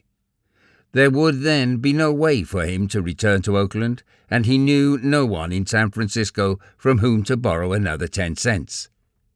The door to the Transcontinental office was ajar, and Martin, in the act of opening it, was brought to a sudden pause by a loud voice from within, which exclaimed, "But that is not the question, Mr. Ford." Ford, Martin knew from his correspondence, to be the editor's name. "The question is, are you prepared to pay? Cash, and cash down, I mean. I am not interested in the prospects of the Transcontinental and what you expect to make it next year. What I want is to be paid for what I do, and I tell you, right now, the Christmas Transcontinental don't go to press till I have the money in my hand. Good day. When you get the money, come and see me." The door jerked open, and the man flung past Martin, with an angry countenance and went down the corridor, muttering curses and clenching his fists. Martin decided not to enter immediately and lingered in the hallways for a quarter of an hour. Then he shoved the door open and walked in. It was a new experience, the first time he had been inside an editorial office. Cards, evidently, were not necessary in that office, for the boy carried word to an inner room that there was a man who wanted to see Mr. Ford. Returning, the boy beckoned him from halfway across the room and led him to the private office, the editorial sanctum. Martin's first impression was of the disorder and cluttered confusion of the room. Next, he noticed a bewhiskered, youthful-looking man sitting at a roll-top desk, who regarded him curiously. Martin marvelled at the calm repose of his face. It was evident that the squabble with the printer had not affected his equanimity. I am Martin Eden," Martin began the conversation, "and I want my $5, was what he would have liked to say. But this was his first editor, and under the circumstances he did not desire to scare him too abruptly. To his surprise, Mr. Ford leaped into the air with a "You don't say so!" and the next moment, with both hands, was shaking Martin's hand effusively. "Can't say how glad I am to see you, Mr. Eden. Often wondered what you were like." Here he held Martin off at arm's length and ran his beaming eyes over Martin's second-best suit, which was also his worst suit, and which was ragged and past repair, though the trousers showed the careful crease he had put in with Maria's flat-irons. "I confess, though, I conceived you to be a much older man than you are. Your story, you know, showed such breadth and vigour, such maturity and depth of thought. A masterpiece, that story. I knew it when I had read the first half-dozen lines. Let me tell you how I first read it. But no, first let me introduce you to the staff." Still talking, Mr. Ford led him into the general office, where he introduced him to the associate editor, Mr. White, a slender, frail little man whose hands seemed strangely cold, as if he was suffering from a chill, and whose whiskers were sparse and silky. "And Mr. Enns, Mr. Eden. Mr. Enns is our business manager, you know." Martin found himself shaking hands with a cranky-eyed, bald-headed man, whose face looked youthful enough from what little could be seen of it, for most of it was covered by a snow-white beard, carefully trimmed by his wife, who did it on Sundays, at which times she also shaved the back of his neck. The three men surrounded Martin, all talking admirably and at once, until it seemed to him that they were talking against time for a wager. "We often wondered why you didn't call," Mr. White was saying. "I didn't have the car fare, and I live across the bay," Martin answered, bluntly, with the idea of showing them his imperative need for the money. "Surely," he thought to himself, "my glad rags in themselves are eloquent advertisement of my need." Time and again, whenever opportunity offered, he hinted about the purpose of his business. But his admirers' ears were deaf. They sang his praises, told him what they had thought of his story at first sight, what they subsequently thought, what their wives and families thought, but not one hint did they breathe of intention to pay him for it. "Did I tell you how I first read your story?" Mr. Ford said. "Of course I didn't. I was coming from West New York, and when the train stopped at Ogden, the train boy on the new run brought aboard the current number of the Transcontinental." "My God," Martin thought, "you can travel in a Pullman while I starve for the paltry $5 you owe me?" A wave of anger rushed over him.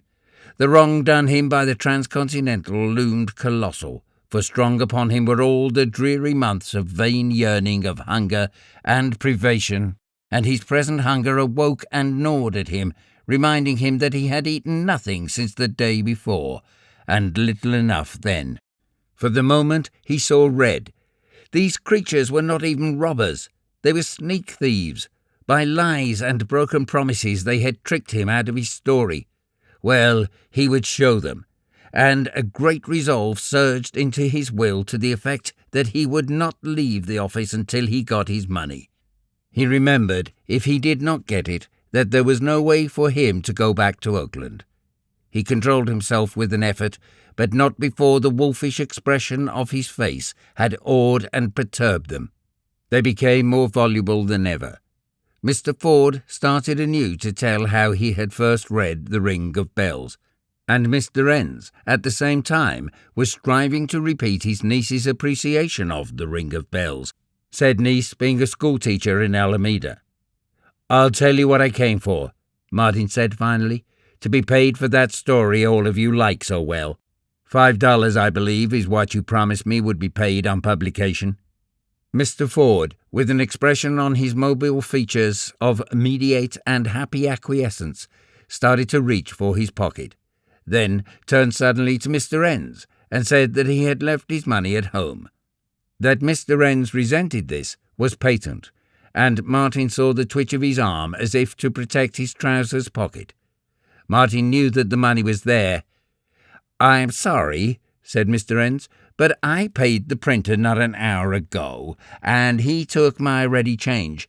It was careless of me to be so short, but the bill was not yet due, and the printer's request as a favour to make an immediate advance was quite unexpected."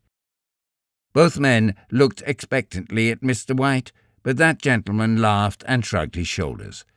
His conscience was clean at any rate. He had come into the Transcontinental to learn magazine literature, instead of which he had principally learned finance. The Transcontinental owed him 4 months' salary, and he knew that the printer must be appeased before the associate editor. "It's rather absurd, Mr. Eden, to have caught us in this shape," Mr. Ford preambled airily. "All carelessness, I assure you, but I'll tell you what we'll do. We'll mail you a check the first thing in the morning. You have Mr. Eden's address, haven't you, Mr. Enns?" Yes, Mr. Enns had the address, and the check would be mailed the first thing in the morning. Martin's knowledge of banks and checks was hazy, but he could see no reason why they should not give him the check on this day just as well as on the next. "Then it is understood, Mr. Eden, that we'll mail you the check tomorrow," Mr. Ford said. "I need the money today," Martin answered stolidly. "The unfortunate circumstances, if you had chanced here any other day," Mr. Ford began suavely, only to be interrupted by Mr. Enns, whose cranky eyes justified themselves in his shortness of temper. "Mr. Ford has already explained the situation," he said with asperity, "and so have I. The check will be mailed." "I also have explained," Martin broke in, "and I have explained that I want the money today." He had felt his pulse quicken a trifle at the business manager's brusqueness, and upon him he kept an alert eye, for it was in that gentleman's trousers pocket that he divined the Transcontinental's ready cash was reposing. "It is too bad," Mr. Ford began, but at that moment, with an impatient movement, Mr. Enns turned as if about to leave the room. At the same instant Martin sprang for him, clutching him by the throat with one hand in such fashion that Mr. Enns' snow-white beard, still maintaining its immaculate trimness, pointed ceilingward at an angle of 45 degrees. To the horror of Mr. White and Mr. Ford, they saw their business manager shaken like an astrakhan rug. "Dig up, you venerable discourager of rising young talent," Martin exhorted. "Dig up, or I'll shake it out of you, even if it's all in nickels." Then, to the two affrighted onlookers, "Keep away. If you interfere, somebody's liable to get hurt." Mr. Enns was choking, and it was not until the grip on his throat was eased that he was able to signify his acquiescence in the digging-up program. Altogether, after repeated digs, its trousers pocket yielded $4.15. "Inside out with it," Martin commanded. An additional 10 cents fell out. Martin counted the result of his raid a second time to make sure. "You next," he shouted at Mr. Ford. "I want 75 cents more." Mr. Ford did not wait, but ransacked his pockets with the result of 60 cents. "Sure that is all?" Martin demanded menacingly, possessing himself of it. "What have you got in your vest pockets?" In token of his good faith, Mr. Ford turned 2 of his pockets inside out. A strip of cardboard fell to the floor from one of them. He recovered it and was in the act of returning it when Martin cried, "What's that? A ferry ticket? Here, give it to me. It's worth 10 cents. I'll credit you with it. I've now got $4.95, including the ticket. 5 cents is still due me."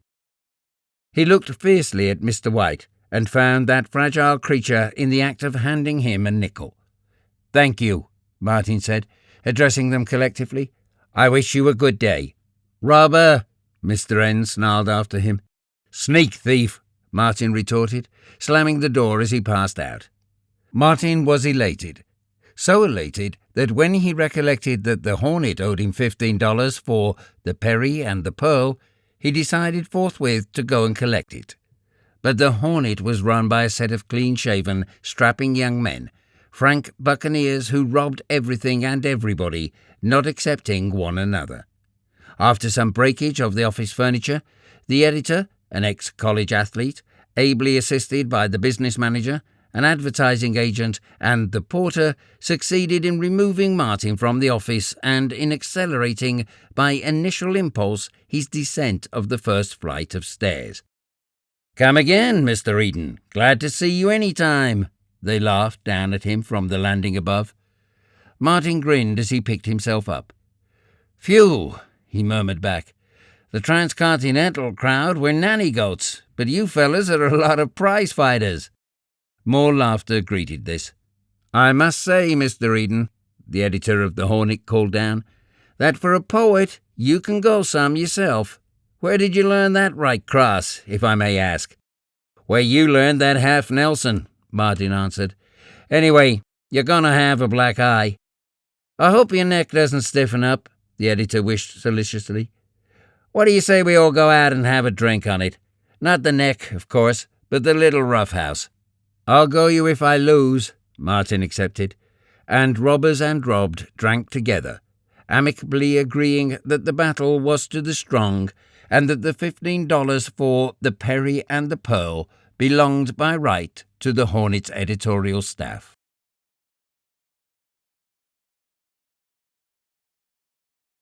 Chapter 34. Arthur remained at the gate while Ruth climbed Maria's front steps. She heard the rapid click of the typewriter, and when Martin let her in, found him on the last page of a manuscript. She had come to make certain whether or not he would be at their table for Thanksgiving dinner. But before she could broach the subject, Martin plunged into the one with which he was full. "Here, let me read you this," he cried, separating the carbon copies and running the pages of manuscript into shape. "It's my latest, and different from anything I've done. It is so altogether different that I am almost afraid of it, and yet I've a sneaking idea it is good. You be the judge. It's an Hawaiian story. I've called it Wiki Wiki." His face was bright with the creative glow, though she shivered in the cold room and had been struck by the coldness of his hands at greeting. She listened closely while he read, and though he from time to time had seen only disapprobation in her face, at the close he asked, "Frankly, what did you think of it?" I don't know," she answered. Do you think it will sell?" "I'm afraid not," was the confession. "It's too strong for the magazines. But it's true. On my word, it's true." "But why do you persist in writing such things when you know they won't sell?" she went on, inexorably. "The reason for your writing is to make a living, isn't it?" "Yes, that's right. But the miserable story got away with me. I couldn't help writing it. It demanded to be written." "But that character, that Wiki Wiki, why do you make him talk so roughly? Surely it will offend your readers, and surely that is why the editors are justified in refusing your work." "Because the real Wiki Wiki would have talked that way." "But it is not good taste." "It is life," he replied bluntly. "It is real, it is true, and I must write life as I see it." She made no answer, and for an awkward moment they sat silent. It was because he loved her that he did not quite understand her, and she could not understand him because he was so large that he bulked beyond her horizon. "Well, I've collected from the Transcontinental," he said, in an effort to shift the conversation to a more comfortable subject. The picture of the bewhiskered trio, as he had last seen them, mulcted of $4.90 and a ferry ticket, made him chuckle. "Then you'll come," she cried joyously. "That was what I came to find out." "Come?" he muttered absently. "Where?" "Why, to dinner tomorrow. You know you said you'd recover your suit if you got the money." "I forgot all about it," he said humbly. "You see, this morning the pound man got Maria's 2 cows and a baby calf, and, well, it happened that Maria didn't have any money, and so I had to recover her cows for her. That's where the Transcontinental fiver went. The ring of bells went into the poundman's pocket." "Then you won't come?" He looked down at his clothing. "I can't." Tears of disappointment and reproach glistened in her blue eyes, but she said nothing. "Next Thanksgiving you'll have dinner with me in Delmonico's," he said cheerily, "or in London, or Paris, or anywhere you wish. I know it." "I saw the paper a few days ago," she announced abruptly, "that there had been several local appointments to the railway mail. You passed first, didn't you?" He was compelled to admit that the call had come for him, but that he had declined it. "I was so sure, I am so sure, of myself," he concluded. "A year from now I'll be earning more than a dozen men in the railway mail. You wait and see." "Oh," was all she said when he finished. She stood up, pulling at her gloves. "I must go, Martin. Arthur is waiting for me." He took her in his arms and kissed her, but she proved a passive sweetheart. There was no tenseness in her body. Her arms did not go around him, and her lips met his without their wanton pressure. She was angry with him, he concluded, as he returned from the gate. But why? It was unfortunate that the poundman had gobbled Maria's cows, but it was only a stroke of fate. Nobody could be blamed for it, nor did it enter his head that he could have done aught otherwise than what he had done. Well, yes, he was to blame a little, was his next thought, for having refused the call to the railway mail, and she had not liked Weeky. He turned at the head of the steps to meet the letter carrier on his afternoon round. The ever-recurrent fever of expectancy assailed Martin as he took the bundle of long envelopes. One was not long. It was short and thin, and outside was printed the address of the New York Outview. He paused in the act of tearing the envelope open. It could not be an acceptance. He had no manuscripts with that publication.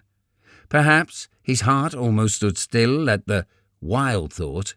Perhaps they were ordering an article from him. But the next instant he dismissed the surmise as hopelessly impossible. It was a short, formal letter signed by the office editor, merely informing him that an anonymous letter which they had received was enclosed, and that he could rest assured the Outview staff never, under any circumstances, gave consideration to anonymous correspondence. The enclosed letter Martin found to be crudely printed by hand. It was a hodgepodge of illiterate abuse of Martin, and an assertion that the so-called Martin Eden, who was selling stories to magazines, was no writer at all, and that in reality he was stealing stories from old magazines, typing them and sending them out as his own. The envelope was postmarked San Leandro. Martin did not require a second thought to discover the author. Higginbotham's grammar, Higginbotham's colloquialisms, Higginbotham's mental quirks and processes were apparent throughout. Martin saw in every line not the fine Italian hand, but the coarse grocer's fist of his brother-in-law. But why? He vainly questioned. What injury had he done Bernard Higginbotham? The thing was so unreasonable, so wanton. There was no explaining it. In the course of the week, a dozen similar letters were forwarded to Martin by the editors of various Eastern magazines. The editors were behaving handsomely, Martin concluded. He was wholly unknown to them, yet some of them had even been sympathetic. It was evident that they detested anonymity. He saw that the malicious attempt to hurt him had failed. In fact, if anything came of it, it was bound to be good. for at least his name had been called to the attention of a number of editors. Sometime, perhaps, reading a submitted manuscript of his, they might remember him as the fellow about whom they had received an anonymous letter. And who was to say that such a remembrance might not sway the balance of their judgment just a trifle in his favour? It was about this time that Martin took a great slump in Maria's estimation. He found her in the kitchen one morning, groaning with pain, tears of weakness running down her cheeks, vainly endeavouring to put through a large ironing. He promptly diagnosed her affliction as le grippe, dosed her with hot whisky, the remnants in the bottles for which Brissenden was responsible, and ordered her to bed. But Maria was refractory. The ironing had to be done, she protested, and delivered that night, or else there would be no food on the morrow for the 7 small and hungry Silvers.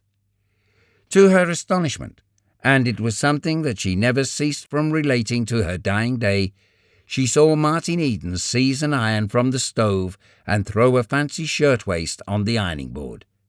It was Kate Flanagan's best Sunday waist, than whom there was no more exacting and fastidiously dressed woman in Maria's world. Also, Miss Flanagan had sent special instruction that said waist must be delivered that night. As everyone knew, she was keeping company with John Collins, the blacksmith, and, as Maria knew privily, Miss Flanagan and Mr. Collins were going next day to Golden Gate Park. Vain was Maria's attempt to rescue the garment. Martin guided her tottering footsteps to a chair from where she watched him with bulging eyes. In a quarter of the time it would have taken her, she saw the shirtwaist safely ironed, and ironed as well as she could have done it, as Martin made her grant. "I could work faster," he explained, "if your irons were only hotter." To her, the irons he swung were much hotter than she ever dared to use. "Your sprinkling is all wrong," he complained next. "Here, let me teach you how to sprinkle. Pressure is what is wanted. Sprinkle under pressure if you want to iron fast." He procured a packing case from the woodpile in the cellar, fitted a cover to it, and raided the scrap iron the Silver tribe was collecting for the junkman. With fresh sprinkled garments in the box, covered with the board and pressed by the iron, the device was complete and in operation. "Now, you watch me, Maria," he said, stripping off his undershirt and gripping an iron that was what he called really hot. And when he finished the iron, he washed the wools, as she described it afterward. He say, "Maria, you are the greater fool. I show you how to wash the wools," and he shows me too. 10 minutes he make the machine. 1 barrel, 1 wheel hub, 2 poles, just like that. Martin had learned the contrivance from Joe at the Shelley Hot Springs. The old wheel hub, fixed on the end of the upright pole, constituted the plunger, making this, in turn, fast to the spring pole attached to the kitchen rafters, so that the hub played upon the woolens in the barrel. He was able, with one hand, thoroughly to pound them. "No more Maria wash the wools," her story always ended. "I make the kids work at the pole and the hub in the barrel. Him a the smarter man, Mr. Eden." Nevertheless, by his masterly operation and improvement of her kitchen laundry, he fell an immense distance in her regard. The glamour of romance with which her imagination had invested him faded away in the cold light of fact that he was an ex-laundryman. All his books and his grand friends who visited him in carriages or with countless bottles of whisky went for naught. He was, after all, a mere working man, a member of her own class and caste. He was more human and approachable, but he was no longer mystery. Martin's alienation from his family continued. Following upon Mr. Higginbotham's unprovoked attack, Mr. Herman von Schmidt showed his hand. The fortunate sale of several storiettes, some humorous verse, and a few jokes gave Martin a temporary splurge of prosperity. Not only did he partially pay up his bills, but he had sufficient balance left to redeem his black suit and wheel. The latter, by virtue of a twisted crank-hanger, required repairing, and, as a matter of friendliness with his future brother-in-law, he sent it to von Schmidt's shop. The afternoon of the same day, Martin was pleased by the wheel being delivered by a small boy. Von Schmidt was also inclined to be friendly, was Martin's conclusion from this unusual favour. Repaired wheels usually had to be called for, but when he examined the wheel, he discovered no repairs had been made. A little later in the day, he telephoned his sister's betrothed and learned that that person didn't want anything to do with him in any shape, manner, or form. "Hermann von Schmidt," Martin answered cheerfully. "I've a good mind to come over and punch that Dutch nose of yours." "You come to my shop," came the reply, "and I'll send for the police, and I'll put you through too. Oh, I know you, but you can't make no roughhouse with me. I don't want nothing to do with the likes of you. You're a loafer, that's what, and I ain't asleep. You ain't going to do no sponging off me just because I'm marrying your sister. Why don't you go to work and earn an honest living, eh? Answer me that." Martin's philosophy asserted itself, dissipating his anger, and he hung up the receiver with a long whistle of incredulous amusement. But after the amusement came the reaction, and he was oppressed by his loneliness. Nobody understood him. Nobody seemed to have any use for him, except Brissenden. And Brissenden had disappeared. God alone knew where. Twilight was falling as Martin left the fruit store and turned homeward, his marketing on his arm. At the corner, an electric car had stopped, and at sight of a lean, familiar figure alighting, his heart leapt with joy. It was Brissenden, and in the fleeting glimpse, ere the car started up, Martin noted the overcoat pockets, one bulging with books, the other bulging with a quart bottle of whisky.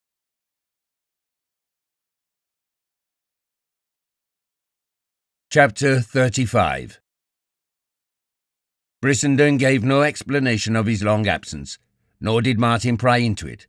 He was content to see his friend's cadaverous face opposite him through the steam rising from a tumbler of toddy.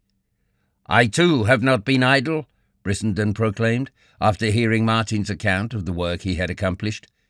He pulled a manuscript from his inside coat pocket and passed it to Martin, who looked at the title and glanced up curiously. "Yes, that's it," Brissenden laughed. "Pretty good title, huh? Ephemera. It is the one word.